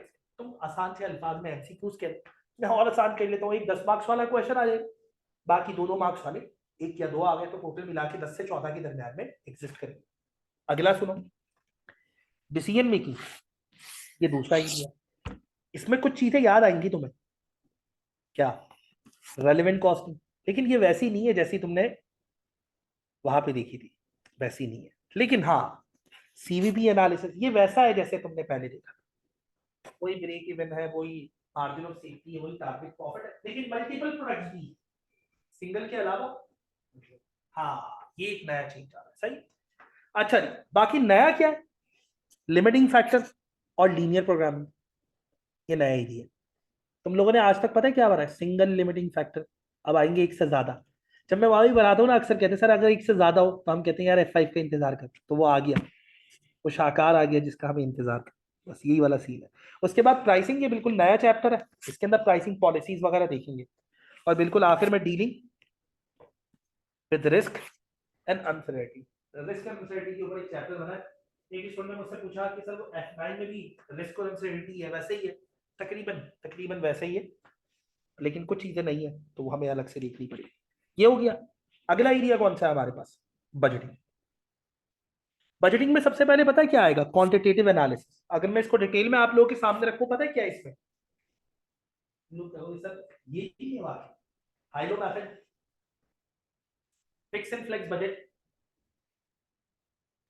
सर, और regression analysis, coefficient of correlation, coefficient of determination, time series analysis, वो पुरानी एरिया जो तुमने एफ में कवर की है वो है। सर फिर नया क्या है, लर्निंग कर्व। लर्निंग कर्व की कैलकुलेशन आज तक तुम लोगों ने नहीं देखी, वो पहली दफा इसके साथ देखोगे, लर्निंग कर्व की कैलकुलेशन इंशाल्लाह इसके साथ देखोगे तुम लोग। सही है, ये भी हो गया। आगे चलते, फिर उसके बाद ये budgetary system, behaviour aspects of budgeting, beyond budgeting, ये छोटी छोटी थ्योरीज है जो हमें अलग से कवर करनी होगी, ये इंशाल्लाह बिल्कुल अलग से। इसमें वही है, top down budgeting, bottom up budgeting, सही है। उसके अलावा बिहेवियर इम्प्लीकेशन ऑफ बजट्स, और उसके अलावा कुछ नई चीजें जैसे incremental budget, zero based budget, इस तरह के रेफरेंट एरिया। ये वाला एरिया कंप्लीट हो गया, थ्योरी बेस्ड।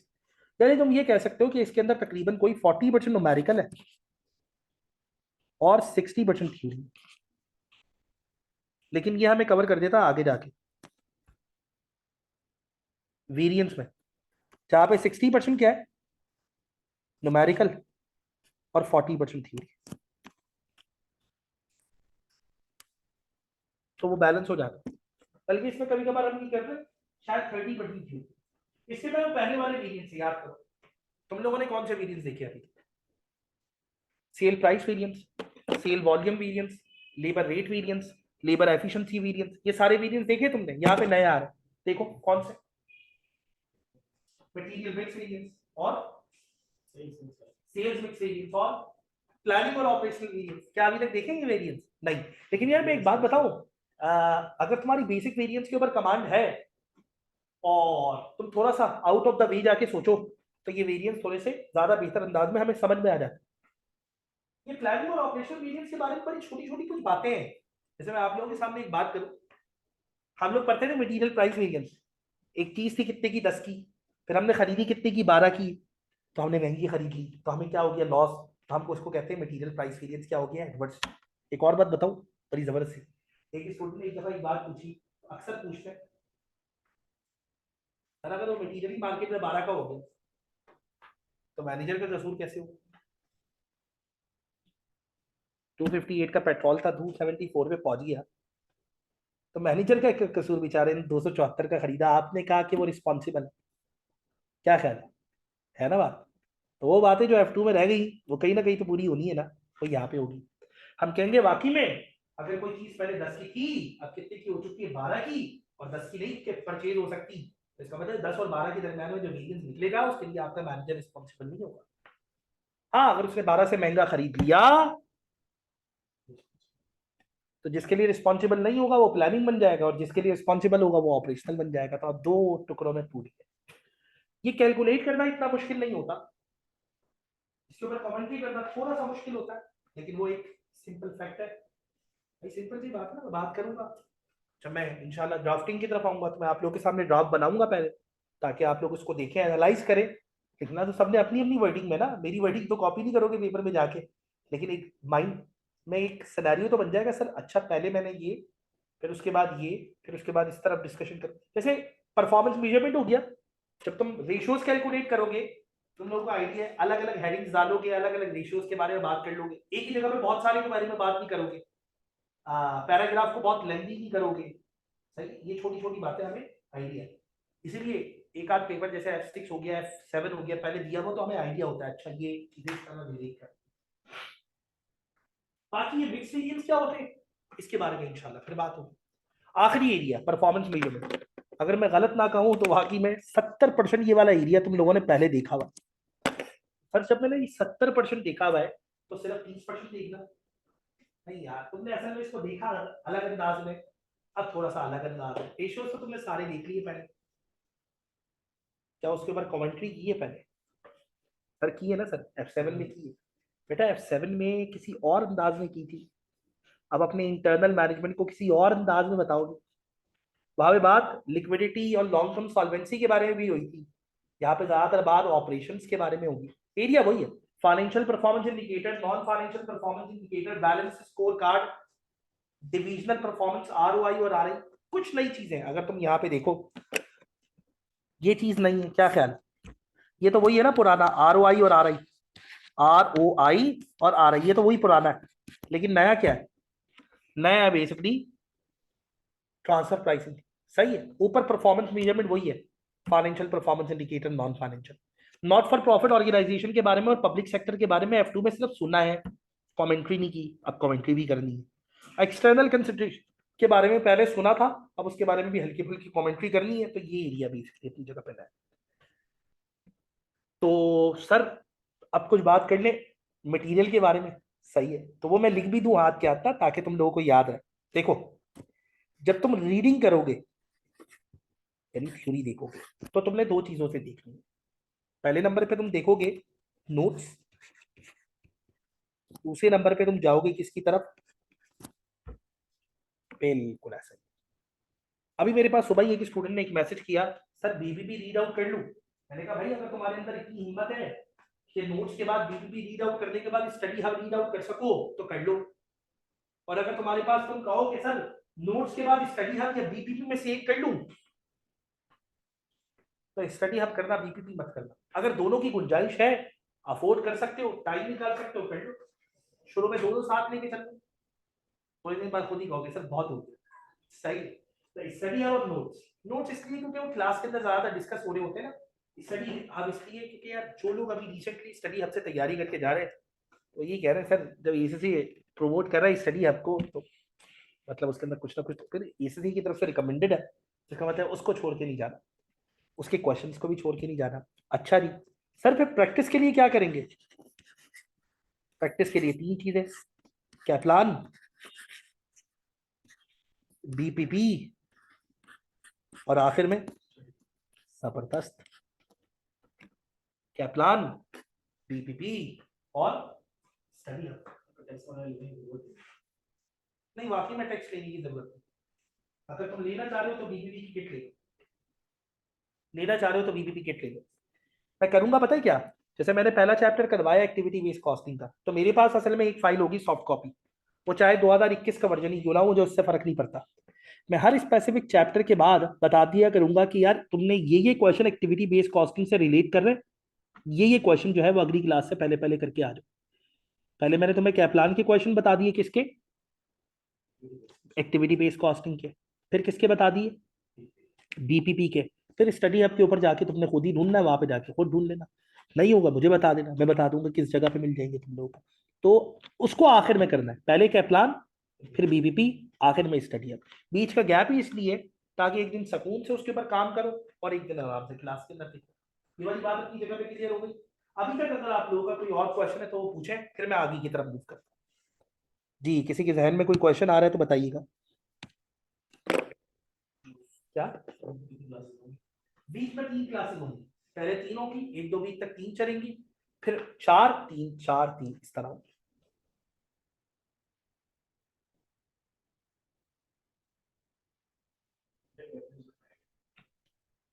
अभी इस तरह नहीं आया, अभी स्केड्यूल आज आया है कोई तुम्हारे पास, उसमें शायद संडे, फिर एक आध दफा के बाद संडे को आगे पीछे करेंगे। नहीं है भाई किसी का क्वेश्चन, तो एक काम करते हैं आगे की तरफ मूव करते हैं। अब यार मैंने यहाँ पे इवेलुएट करना है कि आप लोगों की कितनी कमांड है बेसिकली अपने पुराने वाले पेपर के ऊपर, क्या हालात वाकयात चल रहे हैं। तो उसके लिए बड़ा जरूरी है कि हम चेक करें कि आप लोग क्या कर रहे हैं।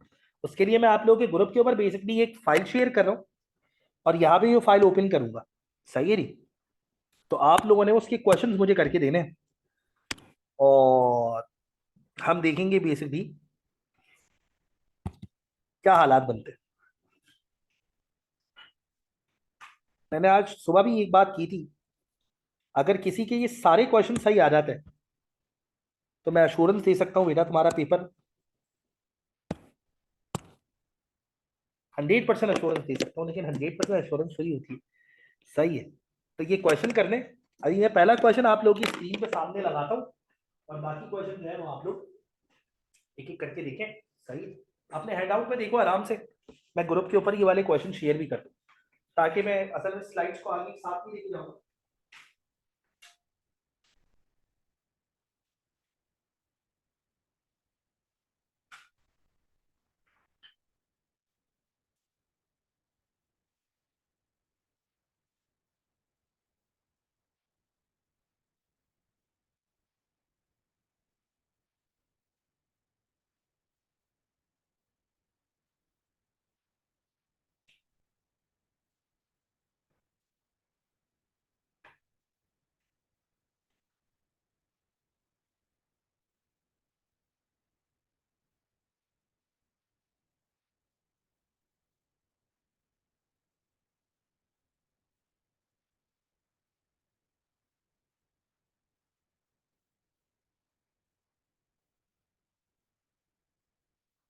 ये दोनों फाइल मैंने शेयर कर दी ग्रुप के ऊपर, आप लोग अगर ग्रुप से एक्सेस करना चाह रहे हैं तो इसको एक्सेस कर सकते हैं।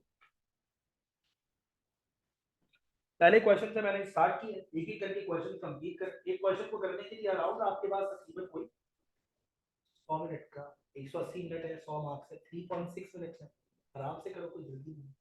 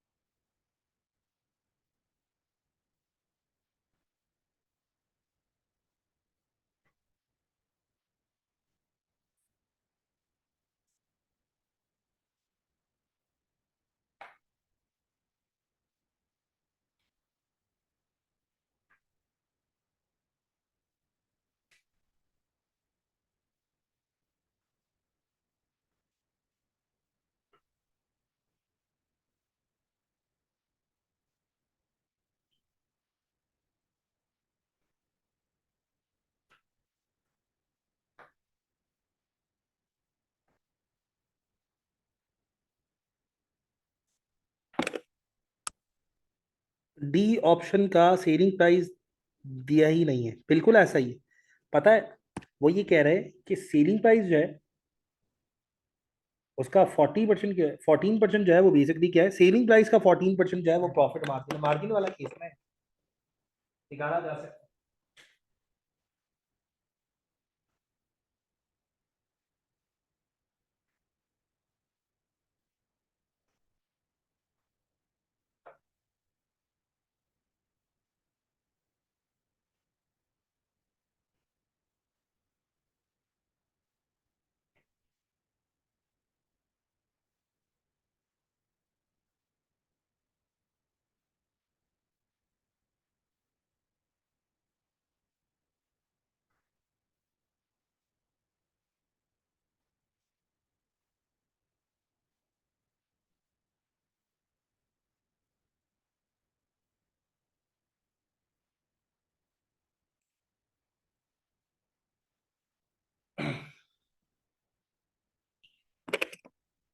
जी बताएंगे, निकाला। आराम से, कोई जल्दी नहीं है मुझे। हमने सब कुछ टटोलना है आज। हमें याद करना है कि हमें F2 कितना याद है।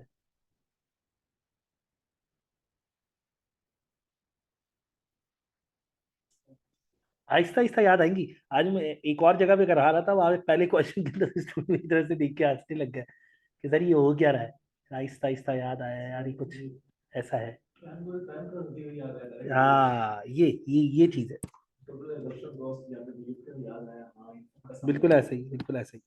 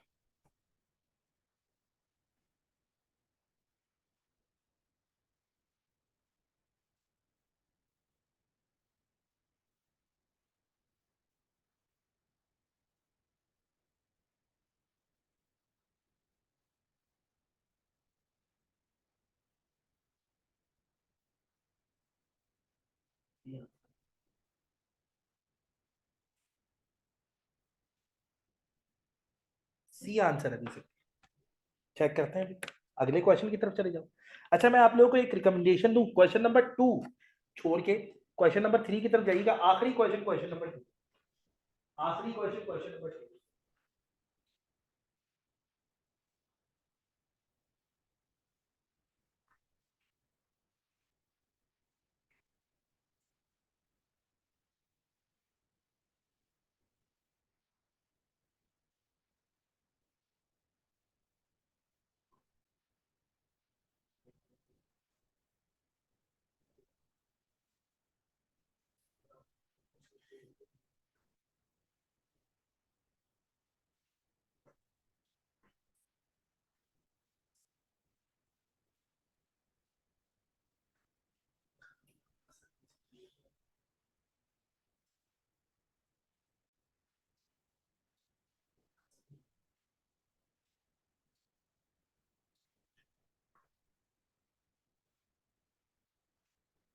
जी बताइए भाई, पहला वाला क्या लिखा हुआ है? भाई पहला वाला लिखा हुआ है प्राइम कॉस्ट प्लस 85%। 85 या 80? 80%। प्राइम कॉस्ट है कितनी? प्राइम कॉस्ट है 12, ऐसा ही है। प्राइम कॉस्ट कितनी है? 12। तो 12 प्लस 12 का 80%, क्या ख्याल है? क्या प्राइस बनी? 21। ये तो पहली प्राइस आ गई। अच्छा, सेकंड क्या लिखा हुआ है? Marginal cost plus 60%। बताएंगे मार्जिनल कॉस्ट कितनी है? जबरदस्त, याद आ रहा है। 15 प्लस 15 का 60%, कितना बना? 25। क्या ख्याल है? तीसरा 24 बना। 24, ये बन गया कितना? 24। तीसरा बताइए, तीसरा कितना? तीसरा है total absorption cost. Total absorption cost कितनी है? 21। 21 प्लस 21 का 30%, क्या ख्याल है? ऐसा ही है। अमाउंट बताइए। 27.3। अच्छा, तीसरा क्या लिखा हुआ है? तीसरा लिखा हुआ है कि मार्जिन होगा कितने परसेंट? 14%। मुझे नहीं पता सेलिंग प्राइस कितनी होगी। हाँ, मुझे ये पता है कॉस्ट कितनी है, 21। मुझे ये पता है प्रॉफिट कितने परसेंट है, कितने परसेंट है प्रॉफिट? 14%। अगर प्रॉफिट 14% है, मार्जिन के केस में सेलिंग प्राइस कितने परसेंट होती है? 100%। तो कॉस्ट कितने परसेंट होगी? 84%। क्या आप निकाल सकते हैं सेलिंग प्राइस? सॉरी, 86%। क्या आप निकाल सकते हैं सेलिंग प्राइस? किस तरह निकालेंगे?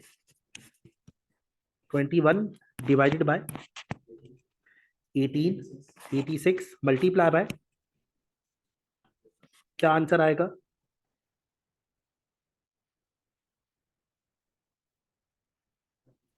24। बात ही खत्म। नहीं यार, 24.41। तो सबसे बेहतर प्राइस कौन सी है? सबसे बेहतर प्राइस है ऑप्शन सी, बिल्कुल ऐसा ही है। आपने 30 लिया है, 20% है। 20% है भाई, किसका? 20% है यार ये, 20%। 21 का 20%। अमाउंट यही आई है, तुमने सही बताई है गलत बताई है? गलत बताई है, तभी इसका आंसर सही आ रहा था, वो आंसर चेंज आ रहा था। 21 का 20% हुआ 4.2।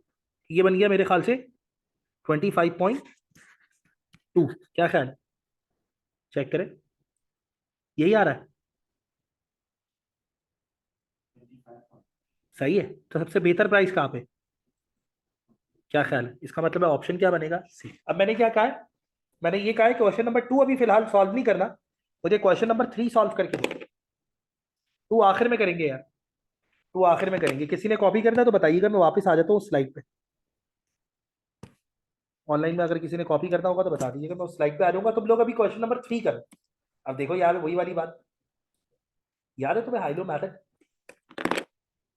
और क्या, variable production cost, variable cost निकालने के लिए अगर दो एक्टिविटी हो तो हाइलो मैथड ही लगता है।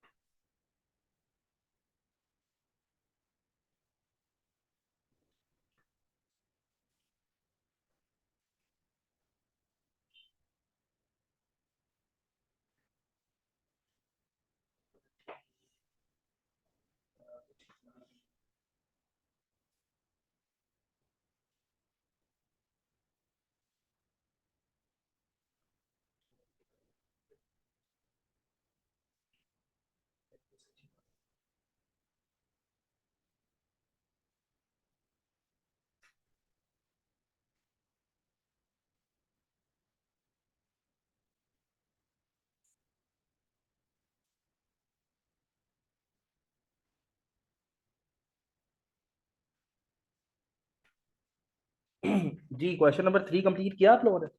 आंसर आ गया इसका? क्वेश्चन नंबर 4 की तरफ क्या है? पूरी कर रहे? वेरिएबल कॉस्ट निकालने के बाद फिक्स कॉस्ट कैसे निकालते हैं वो भी आपके पास है। तो थोड़ा सा यार, टोटल कॉस्ट में दो एलिमेंट्स होते हैं, एक फिक्स और दूसरा,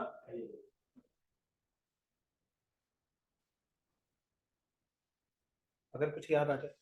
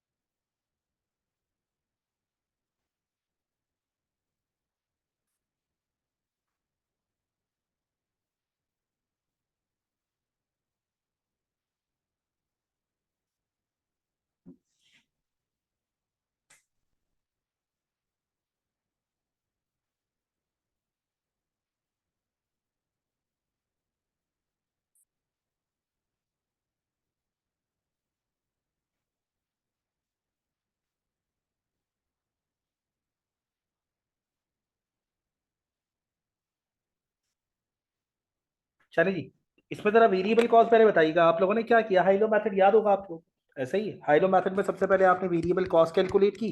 cost at high activity level 700,000 minus cost at low activity level 620,000 divided by high activity level 23,000 minus low activity level 19,000। Answer क्या आएगा? आंसर क्या आएगा? आंसर आएगा बेसिकली 20। ऐसा ही है। उसके बाद हम किसकी तरफ आएंगे? उसके बाद हम आएंगे फिक्स कॉस्ट की तरफ। फिक्स कॉस्ट के लिए सबसे पहले क्या रखेंगे? Total cost. टोटल कॉस्ट कितनी है?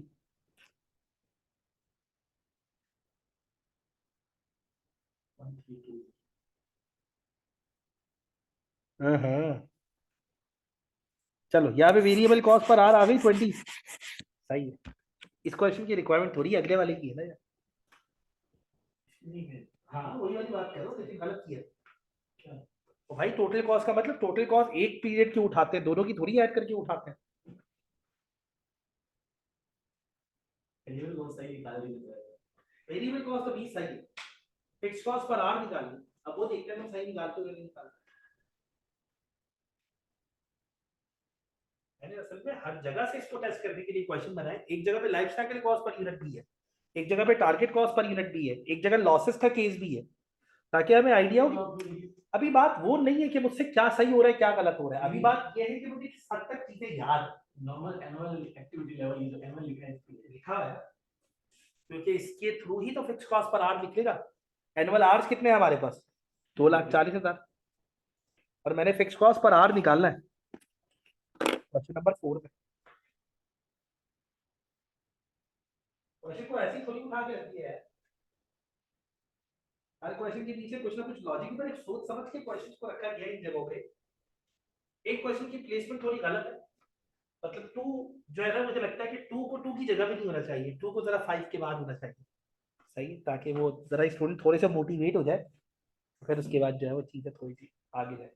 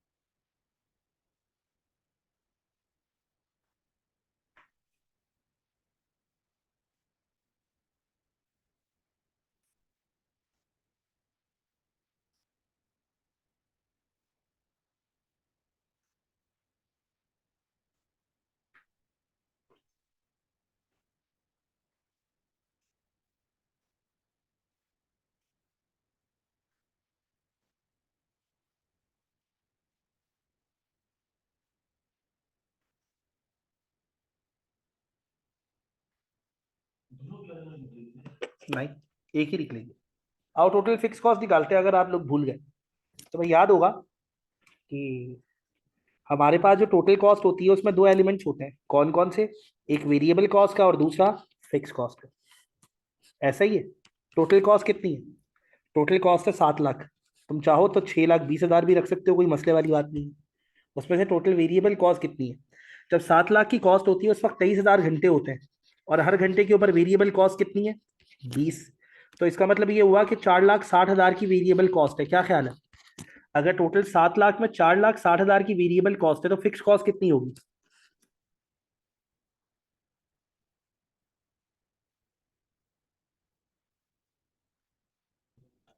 2,40,000 पर मंथ। क्या ख्याल है? 2,40,000 पर मंथ, क्योंकि मंथ के ऊपर कैलकुलेशन कर रहे हैं। क्या ख्याल है? अब तुम्हें क्या चाहिए यहाँ पे? तुम्हें चाहिए फिक्स कॉस्ट पर आर। निकालो फिक्स कॉस्ट पर आर। कैसे निकालेंगे? फिक्स कॉस्ट निकल आई, अब पर आर निकालनी है। कैसे निकालोगे?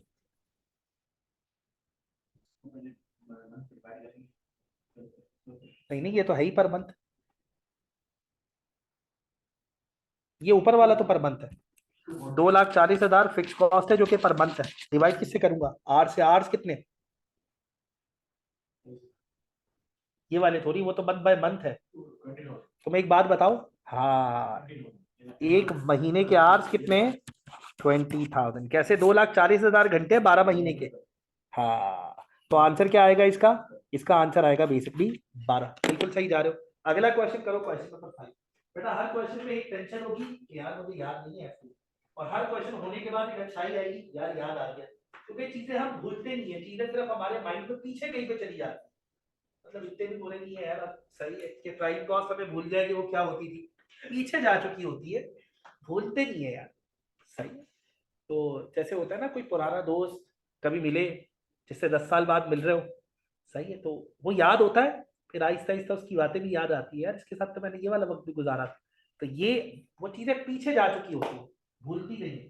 बस वो पीछे वाली चीजों को आगे लेके आना है, क्योंकि अगले 3 महीने उसी में गुजारना है। सही है। चलिए क्वेश्चन नंबर 5 की तरफ जाइए।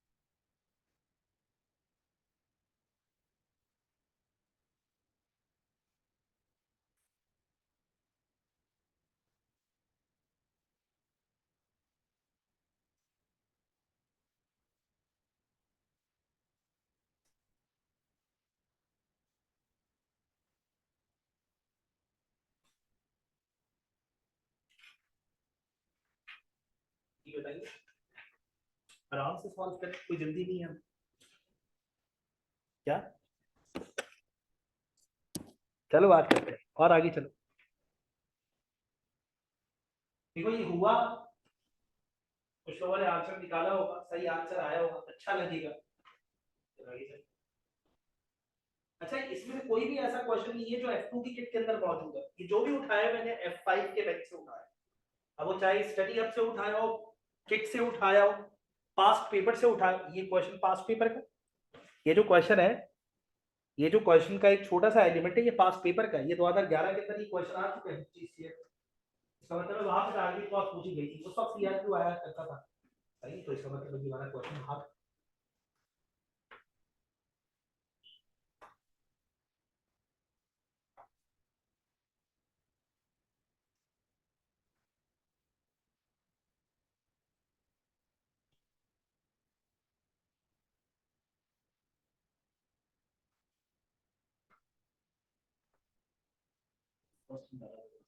ये प्रोसेस कॉस्टिंग नहीं है, मैं प्रोसेस कॉस्टिंग F2 में नहीं है ना, वो F5 में नहीं है। जो चीज F5 में नहीं है उसको मैंने रखा ही नहीं कहीं। अब मैं यहाँ पे पूछ सकता था, इकोनॉमिक ऑर्डर क्वांटिटी का क्वेश्चन पूछ सकता था, मार्जिनल कॉस्टिंग का नहीं पूछा, मार्जिनल कॉस्टिंग उसमें आ गया। हर वो चीज रखी है जो F5 से रिलेट करती है, प्रोसेस कॉस्टिंग F5 में है नहीं। हाँ, फर्दर प्रोसेसिंग है, प्रोसेस कॉस्टिंग नहीं है, तो उसका क्वेश्चन रखने की जरूरत क्या है? मैंने F2 थोड़ी करा रहा है। लेबर कॉस्ट को कोई क्वेश्चन उठा के नहीं रखा, मैंने थोड़ी क्वेश्चन रखा लेबर एफिशिएंसी रेशियो निकाल के दो। मुझे तुम्हारे F2 से क्या लेना देना, मुझे F2 सिर्फ इस हद तक चाहिए जो मेरे F5 को सपोर्ट करे, क्योंकि वो मेरी रिस्पॉन्सिबिलिटी के ऊपर। सही है, तो ये वाला सीन।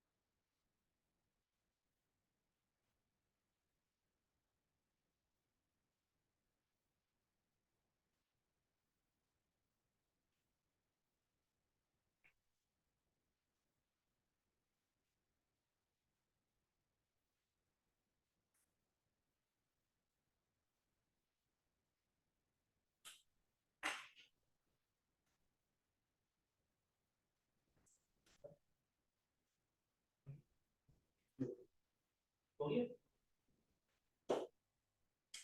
पहले जरा मैं क्वेश्चन नंबर 5 को देखता हूँ। क्वेश्चन मैं आप लोगों के सामने रीड आउट कर रहा हूँ, क्या लिखा हुआ है। Big cheese chair manufactured and sell executive leather chair, they are considering a new design of massaging chair to launch into the competitive market in which they operate. They have carried out an investigation in the market and using a target costing system have targeted a competitive selling price of 120 for the chair, 120। आगे क्या लिखा हुआ है, BCC wants a margin on selling price of 20%, ignoring any overheads, overheads को ignore कर दो। Calculate target cost of the chair, यहाँ पे हमने क्या कैलकुलेट करना है, target cost of the chair calculate करें। क्या अमाउंट आ रही है, 96। अगले क्वेश्चन की तरफ जाए।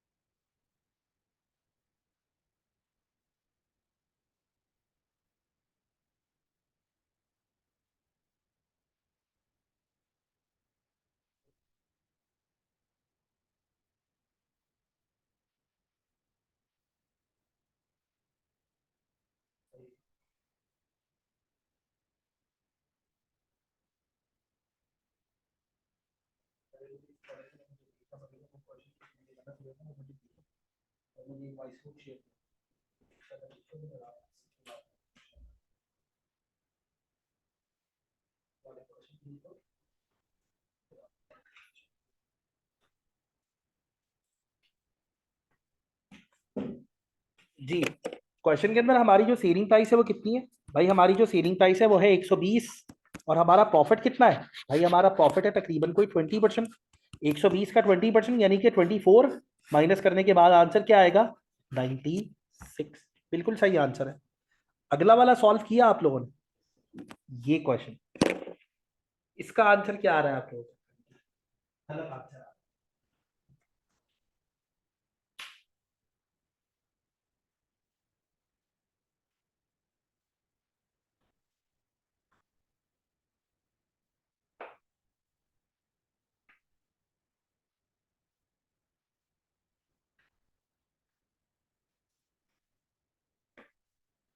गलत आंसर आ रहा है।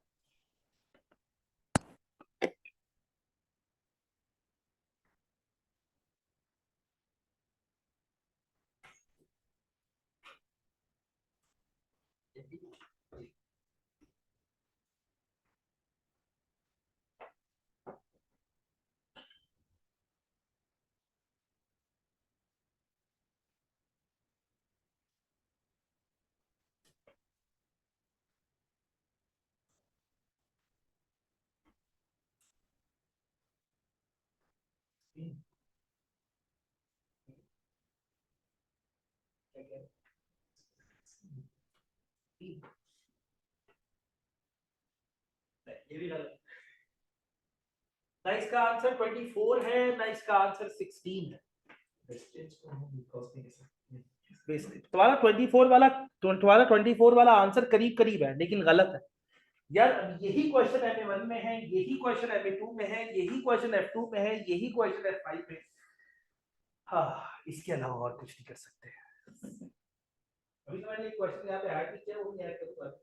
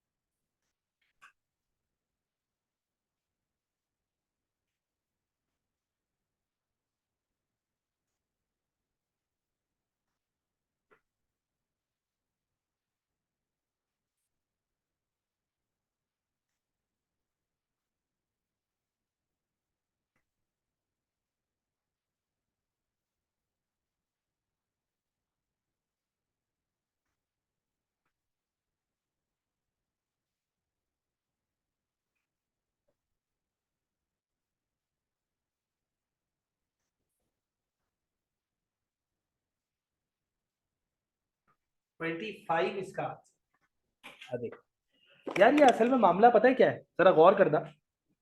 कुछ स्टूडेंट यहाँ पे क्या करेंगे, वो कहते हैं सर सिंपल सी बात है, बीसीसी मैन्युफैक्चर कर रहा है एग्जीक्यूटिव लेदर चेयर को, कंसिडर कर रहे हैं new design of massaging chair, market में लॉन्च करनी है। Leather cost $10 per meter and 2 meter are needed for a complete chair, although 20% of all leather is wasted in the upholstery process। 20% waste हो जाएगा, तो मुझे 20% शायद ज्यादा लगाना पड़ेगा। वो पता है क्या कहते हैं, वो कहते हैं सर 2 मीटर है, 2 मीटर का 20% ले लें।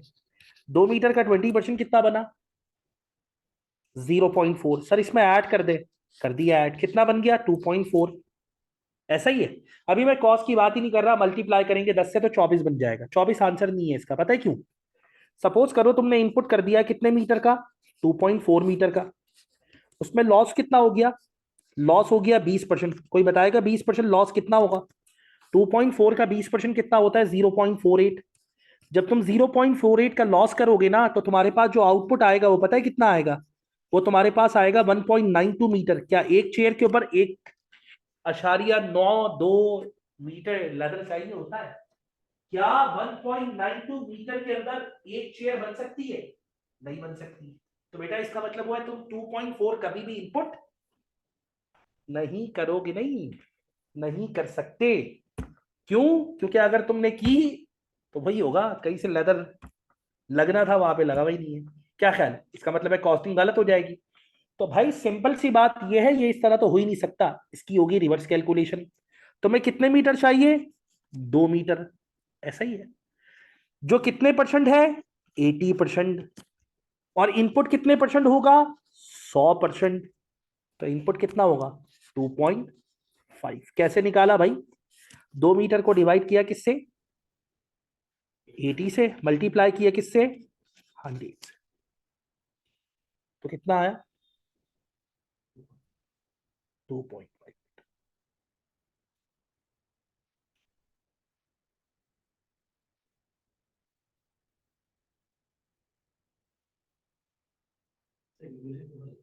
क्या? हाँ दोबारा बताता हूँ। कुछ लोग पता है क्या गलत कैलकुलेशन करते हैं, वो कहते हैं सर देखिए 2 मीटर के ऊपर 20% लॉस है ना, तो 20% लॉस लेके ऐड कर दे, बात खत्म। इसी तरह कहते हैं सर आपने एक टॉपिक कितने घंटे में कवर करवाना है, 2.5 घंटे में ना, आधे घंटे की ब्रेक लेंगे ना। हाँ सही है यार, आधे घंटे की ब्रेक लूंगा। सर 3 घंटे ले ले, तो 3 घंटे में आधे घंटे की ब्रेक होगी, 2.5 घंटे में खत्म हो जाएगा टॉपिक। ये बिल्कुल सही है, लेकिन जब ये परसेंटेज में लगेगा फिर सही थोड़ी होगा।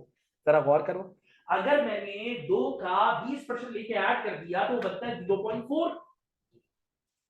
और टोटल कितना हो गया 2.4। मैंने 2.4 इनपुट कर दिया, 20% लॉस हो गया, क्या 2 मीटर बचा?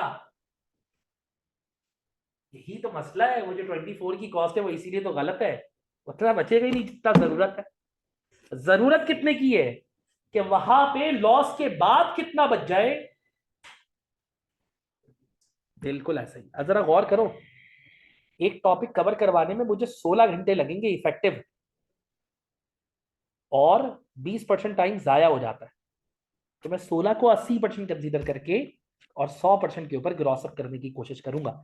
इसका मतलब ये हुआ कि यहाँ पे कितना इनपुट करेंगे 2.5। हाँ, अब 2.5 का लगाओ 20%, बनता है 0.5, और 0.5 माइनस होने के बाद भी कितना बचा 2 मीटर, ये बात। तो 2.5 मीटर चाहिए, हर मीटर के ऊपर 10 की अमाउंट है, अमाउंट कितनी बनी 25, और इसका आंसर क्या है 25। बात क्लियर है? चलो अब जाओ क्वेश्चन नंबर 7 की तरफ। मुझे याद आ रही, इसका मतलब है आपको कहीं ना कहीं से रिलेट जरूर करता है F5 के साथ। कौन सा वाला? लाइफ साइकिल कॉस्टिंग याद है? हाँ हाँ, F2 के अंदर था लाइफ साइकिल कॉस्टिंग। चलो मैं तुम्हें बता रहा हूँ, life cycle cost per unit निकालने का मतलब होता है जितनी भी पूरी कॉस्ट है पहले वो निकालो, पूरी की पूरी लाइफ की कॉस्ट 3 साल है ना, 3 की पूरी कॉस्ट निकालो, फिर नंबर ऑफ यूनिट से डिवाइड कर दो, तो कॉस्ट पर यूनिट आ जाएगा।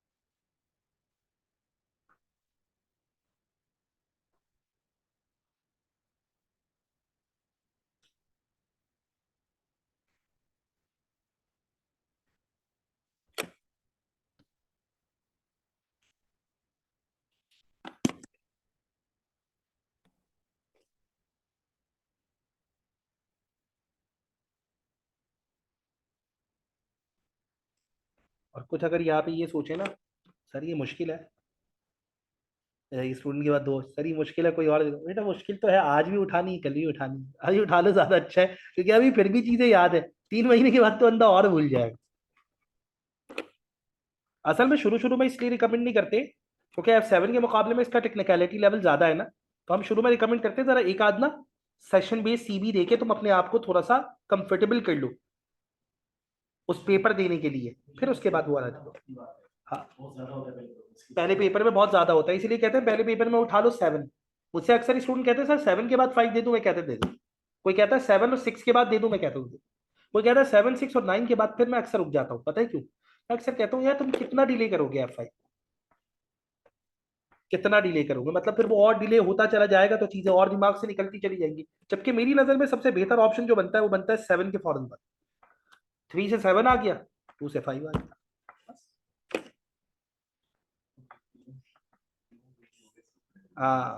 इसलिए याद करो इसका थोड़ी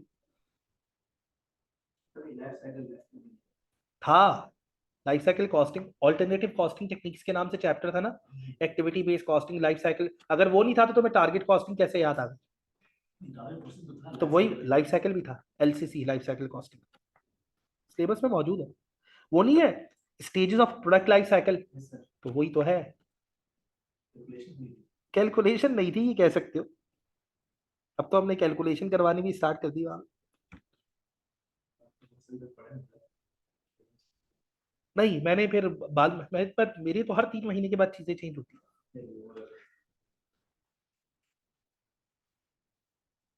नहीं उस वक्त थी तुम्हारे पास वो वाले हैंड आउट नहीं आए होंगे, मैं असल में उससे भी पुराना कोर्स उठाया था, K52 वाला। वो तो उस बात को 2 साल हो गए, जब मैंने इवनिंग नया नया स्टार्ट किया था जब वो वाला बैच, बल्कि 2 साल से भी थोड़ा ऊपर है, क्योंकि अभी तो मेरा K64 और K65 चल रहा है। तो तुम मुझे बात बता रहे हो सर्दियों की, फिर ये तकरीबन 2.5 साल पुरानी बात है ना? हाँ।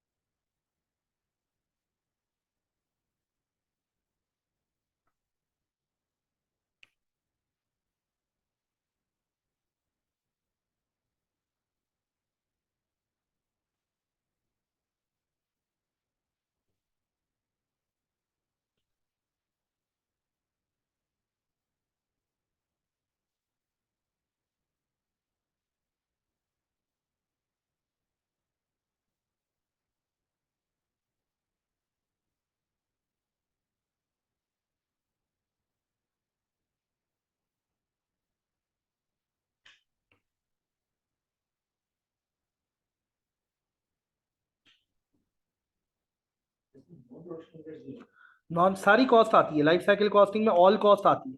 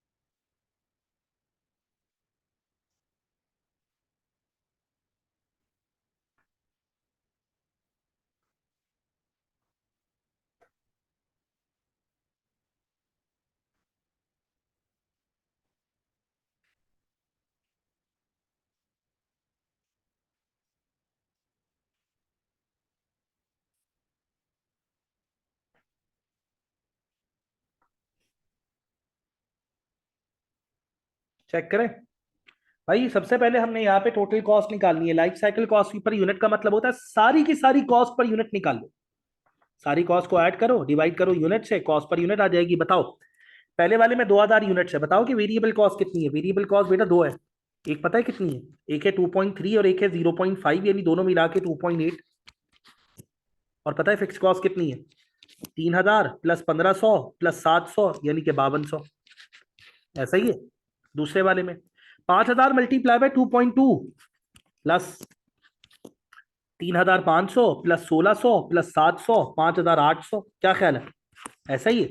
7000 मल्टीप्लाई बाय 1.6 प्लस 5600 और 700 6300। सबको सम करो, बताओ क्या आंसर आ रहा है। पहले वाले का आंसर, दूसरे वाले का, तीसरे वाले का, ये सब एक साथ निकाल लो यार, सब मिला के। 10800 दूसरा वाला, 16800 तीसरा वाला, 17500 टोटल वाला,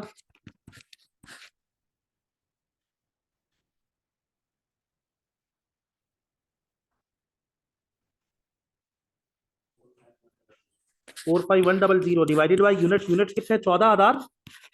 एक यूनिट की कॉस्ट कितनी आएगी बताओ, 3.22। यही आंसर है इसका, सही आंसर आया। अगला करो, अगला ना करो, अगला ना करो, अगला ना करो, टू पे आओ। Two calculate. अगला बात करिएगा, टू कैलकुलेट करिए।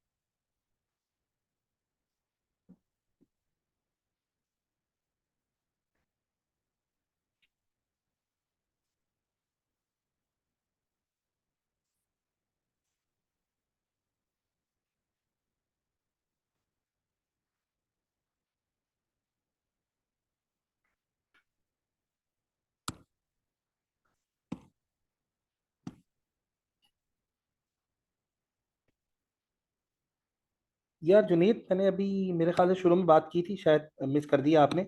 यार मैंने कहा दो चीजें आपने यूज करनी है। पहली चीज जो आप यूज करेंगे, वो यूज करेंगे, पहली चीज जो आप यूज करेंगे ना, वो यूज करेंगे नोट्स। और दूसरे नंबर पे जो आप यूज करेंगे वो यूज करेंगे स्टडी। ये दो चीजें।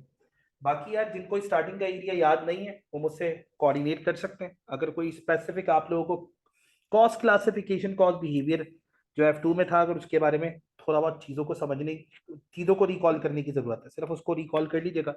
बाकी जो है वो इंशाल्लाह जैसे जैसे चीज़ें आगे जाती रहेंगी। मैं आपको दो चीज़ें रिकमेंड की है मैंने रीडिंग के लिए। पहली चीज़ जो मैंने रिकमेंड की है वो रिकमेंड की है स्टडी हब, और दूसरे नंबर पे नोट्स। ये दो चीज़ें बड़ी ज़रूरी है। अब आप आए क्वेश्चन नंबर 2 की तरफ। सबनी लेबर।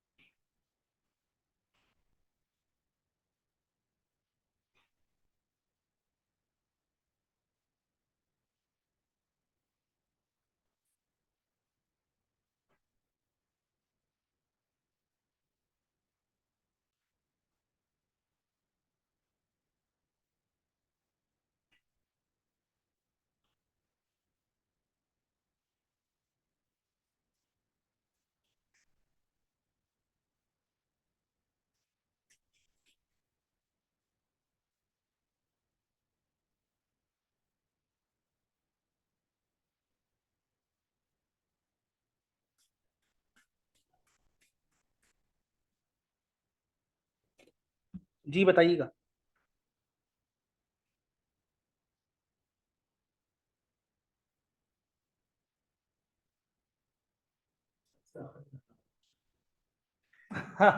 ये वही तो है। नहीं नहीं, ये वही तो है।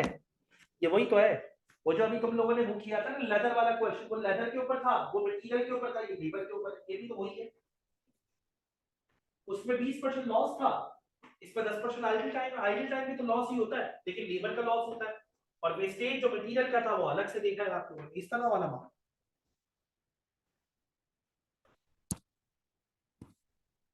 6.93 आंसर नहीं है यार इसका। इन्होंने भी उसी तरह कैलकुलेट किया है, 10% लेके ऐड कर दिए, जबकि 10% लेके ऐड नहीं करना।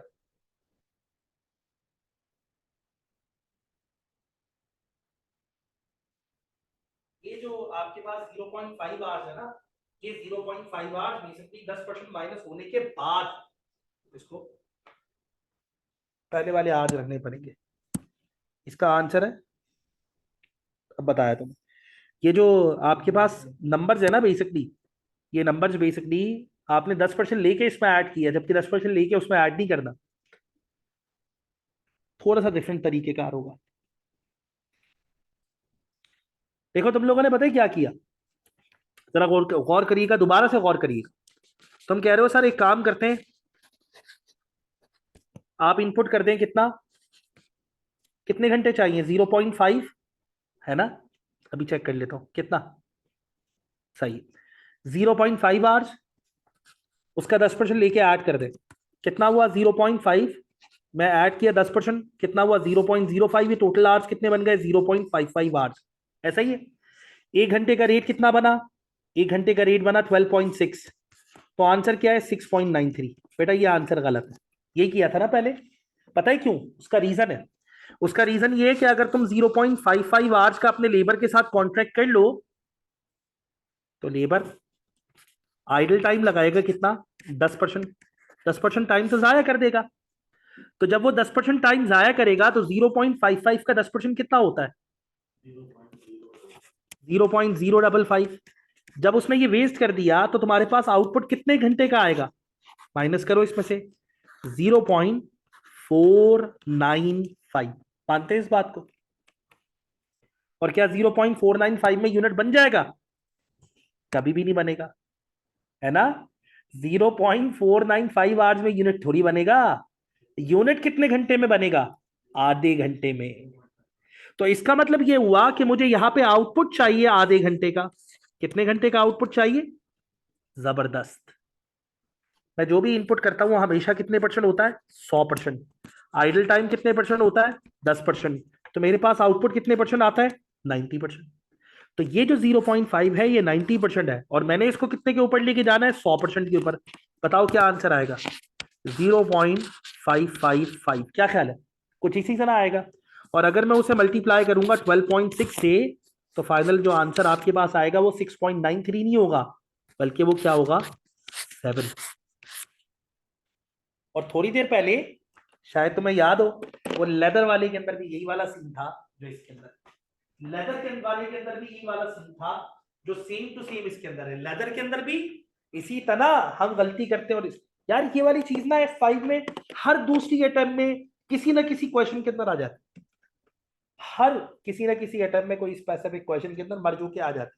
बड़ा इंपॉर्टेंट एरिया है कि अर्थमेटिक वे के अंदर आपको आइडल टाइम वगैरह के हिसाब से कैलकुलेशन करनी आती है। अब रह गया एक थ्योरेटिकल क्वेश्चन और एक आखिरी न्यूमेरिकल क्वेश्चन। थ्योरेटिकल निकाले जो कि है क्वेश्चन नंबर 8, और उसके बाद न्यूमेरिकल क्वेश्चन नंबर 9, फिर खत्म। क्वेश्चन नंबर 8 का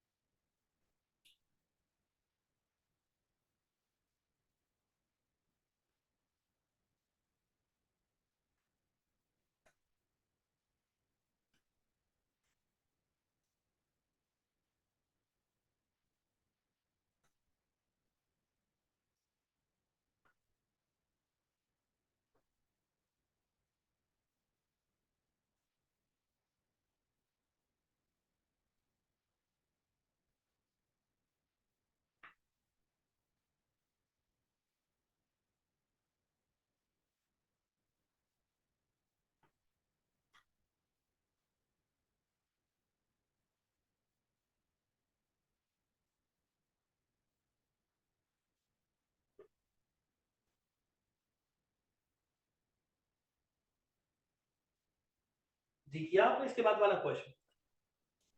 हाँ भाई, मटेरियल प्राइस वेरिएंस एडवर्स कब होता है?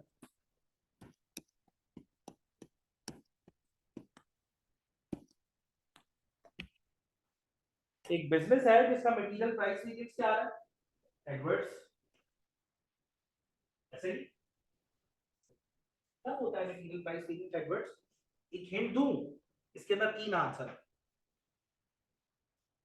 यानी तीन बेसिकली एक्सप्लेनेशन है वैलिड, जिसकी वजह से मटेरियल प्राइस वेरिएंस एडवर्स आ सकता है। कौन से तीन आप लोगों ने बतानी?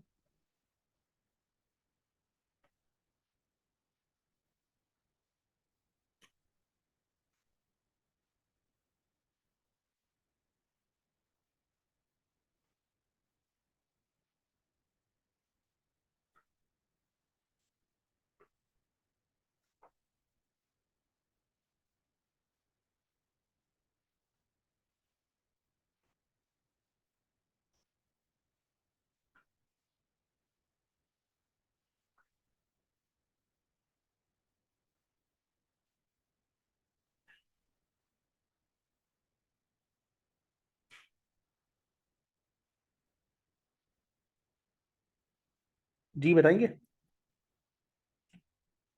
मटेरियल प्राइस वेरिएंस कब एडवर्स होगा?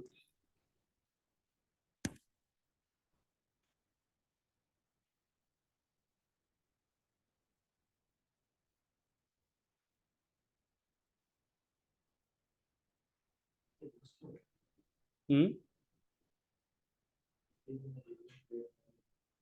इसकी वजह से मटेरियल क्या क्या क्या कह रहे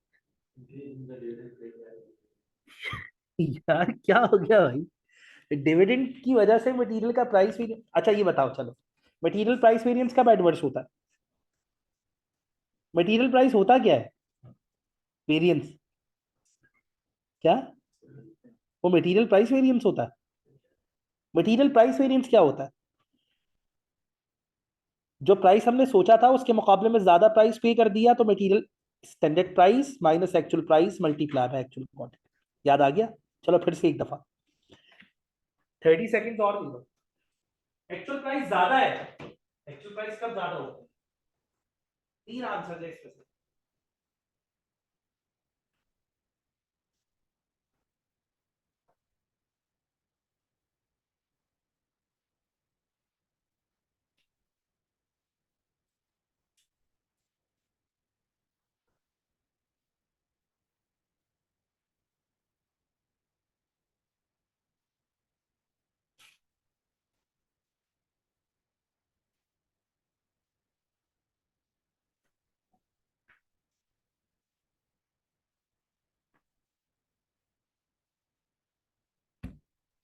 जी बताएंगे क्या एक्चुअल प्राइस ज्यादा हो सकती है अगर एक्सचेंज रेट की मूवमेंट्स हो जाए? क्योंकि अगर डॉलर में हम खरीदते हैं, डॉलर महंगा हो गया तो मटेरियल की प्राइस क्या हो जाएगी? इंक्रीज हो जाएगी, पहला। नंबर टू, अगर डिस्काउंट मिल गया प्राइस बढ़ जाएगी, कम हो जाएगी? ये नहीं हो सकता। अगर मटेरियल की डिमांड बढ़ गई तो प्राइस भी लाजमी तौर पे शूट अप करेगी, और अगर सप्लाई बढ़ गई तो प्राइस बढ़ेगी नहीं बल्कि कम हो जाएगी।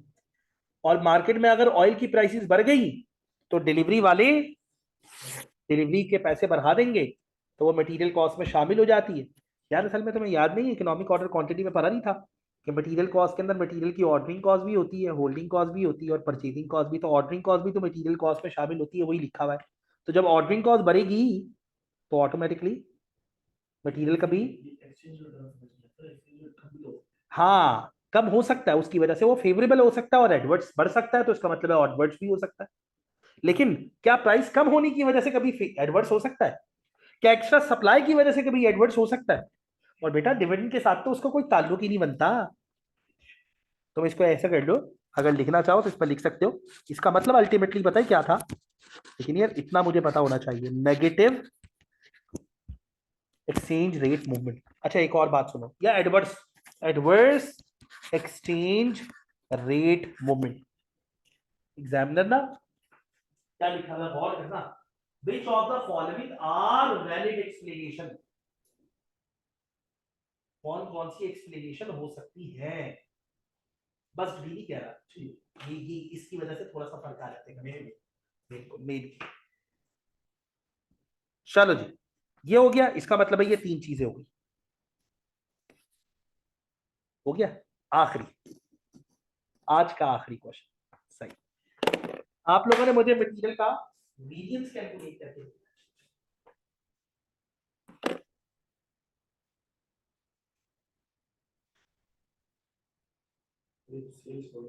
हाँ बिल्कुल ऐसे ही। पहले तुम लोग याद करने की कोशिश करो, सेल वॉल्यूम वेरिएंस का क्या फार्मूला था। फिर 3 से 4 मिनट के बाद मैं बता दूंगा। यार असल में ये आज के क्वेश्चन करवाने का मकसद ये नहीं था, मैं इस बात मतलब इसका करवाने का मकसद ये नहीं था कि मुझे पता लगे कि तुम लोग कैसे हो, बल्कि तुम्हें खुद ही पता लग जाए कि तुम कैसे हो। तो ऑटोमेटिकली तो इस वक्त तुम लोगों को ये बात महसूस हो रही है वाकई में कि हमें जब भी चीजों को देखना है तो बड़े बेसिक लेवल से स्टार्ट करना है। हमने चीजों को डायरेक्टली एक्टिविटी बेस्ड कॉस्टिंग पे नहीं लेके जाना। पहले मार्जिनल कॉस्टिंग, एब्जॉर्प्शन कॉस्टिंग से होते हुए एक्टिविटी बेस्ड कॉस्टिंग की तरफ जाना। ये बातें रियलाइज हो रही है। बस ये रियलाइज हो गया, इसका मतलब ये हुआ कि मैंने अगली क्लास के अंदर जब मार्जिनल कॉस्टिंग से स्टार्ट करूंगा तो उतना ही फोकस करना जितना फोकस आगे जाके एबीसी पे करूंगा। ये नहीं कि यार ये तो मैंने F2 में देखा था, यार ये मैंने F2 में देखा नहीं। सही।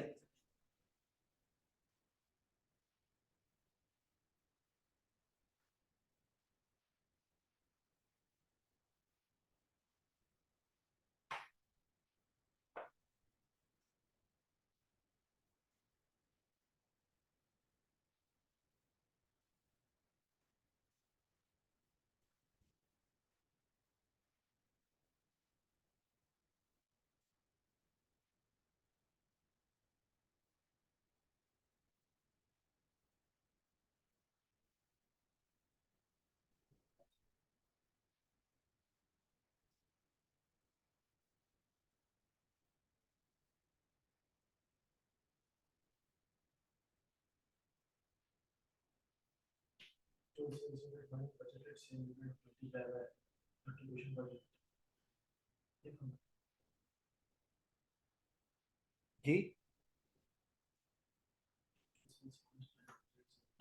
हाँ कहाँ से निकाला तुमने? याद आ गया, मैं सोचा शायद तुमने सर्च करके निकाला है। तो बाकी में यही फार्मूला था, actual sale units minus budget sale units multiply by contribution margin. और कौन सा वाला? स्टैंडर्ड वाला। तो यहाँ पे एक्चुअल सेल यूनिट्स कितने हमें लिखा हुआ है कि सेल जो है वो कितने परसेंट से इंक्रीज हो गई? 10% से। तो हमारा बजट कितना है? 12,000। क्या ख्याल है? तो एक्चुअल कितना होगा? हाँ भाई हमारा बजट कितना है? 12,000 और एक्चुअल कितना होगा? एक्चुअल होगा 13,200। क्या ख्याल है? Multiply by contribution margin per unit, वो कितना है? कंट्रीब्यूशन कितना है? 5। आंसर क्या आएगा? आंसर आएगा 6,000। सही है जी। तो ये यहाँ पे जाके ये वाला एरिया वाइंड अप हो गया। या कि तकरीबन आज पहली क्लास थी, क्योंकि मैं अगला एरिया जो स्टार्ट करूंगा अगली क्लास से, वो मैं स्टार्ट करूंगा एक्टिविटी बेस्ड कॉस्टिंग। तो मुझे चाहिए होगा कि असल में होता ये है कि स्टूडेंट पहली क्लास नॉर्मली कुछ स्टूडेंट नहीं लेते। सही है। तो आज अगर उन्होंने क्लास ज्वाइन नहीं की, फिर कल संडे भी आ रहा है और संडे के बाद फिर अपलोडिंग होगी क्या कहते हैं इसकी, रिकॉर्डिंग की। तो उसके बाद कभी कभार थोड़ा सा टाइम लग जाता है। तो इस चीज से बचने के लिए हम ये करते हैं कि हम एक्टिविटी बेस्ड कॉस्टिंग को अगली ही क्लास से स्टार्ट करते हैं और बिल्कुल फुल फ्लैश वीक के अंदर स्टार्ट करते हैं। खैर आज हमने क्लास भी ले ली, अभी तक देखा जाए तो तकरीबन कोई 2 घंटे 10 मिनट की क्लास तो हमने ले ली। सही है, लगातार क्लास लिए, टाइम का पता भी नहीं लगा। सही है। तो इंशाल्लाह फिर नेक्स्ट क्लास में इसको आगे लेके चलते हैं। अब आप लोगों के लिए मेरी रिकमेंडेशन क्या है? रिकमेंडेशन ये है कि यार एक चैप्टर हुआ करता था cost classification and cost behaviour का, उसकी स्लाइड्स मैं तुम्हारे ग्रुप के ऊपर अभी शेयर भी कर देता हूँ। उसको जरा एक दफा गो थ्रू कर लो ताकि पुरानी चीजें याद आ जाए। देखिए मुझे अच्छा लगेगा तुम ये पूछोगे सर ओवरहेड एब्जॉर्प्शन की कौन कौन सी बेसिस थी। ये ऐसा ही है जैसे तुम मुझसे ये पूछो सर रीवैल्यूएशन मॉडल में और कॉस्ट मॉडल में क्या फर्क है। अगर F7 में पूछो तो सर बता देंगे। लेकिन यार अगर तुम F7 की क्लास में बैठ के सर से कहो सर ये करंट एसेट्स क्या होता है, तो सही वाली सुनने को मिलेगी। यानी तुम मुझे अच्छा मेरे पास उस लेवल का क्वेश्चन क्या है, सर वेरिएबल कॉस्ट क्या होती है, तो ये वाली बात। तो इस चीज से थोड़ा सा बचना है, इसलिए मैं स्लाइड शेयर करूंगा, बस एक दफा उसको गो थ्रू कर लेना। जिनको ज्यादा जरूरत महसूस होगी फिर वो मुझसे अलग से कोऑर्डिनेट कर दीजिएगा। तो मैं जहां तक सपोर्ट कर पाया इंशाल्लाह आप लोगों को वो कर दूंगा। तो नेक्स्ट क्लास में इंशाल्लाह इसको आगे लेके चलते हैं। सही है, नेक्स्ट क्लास में इंशाल्लाह मुलाकात होगी। जब तक के लिए अल्लाह हाफिज।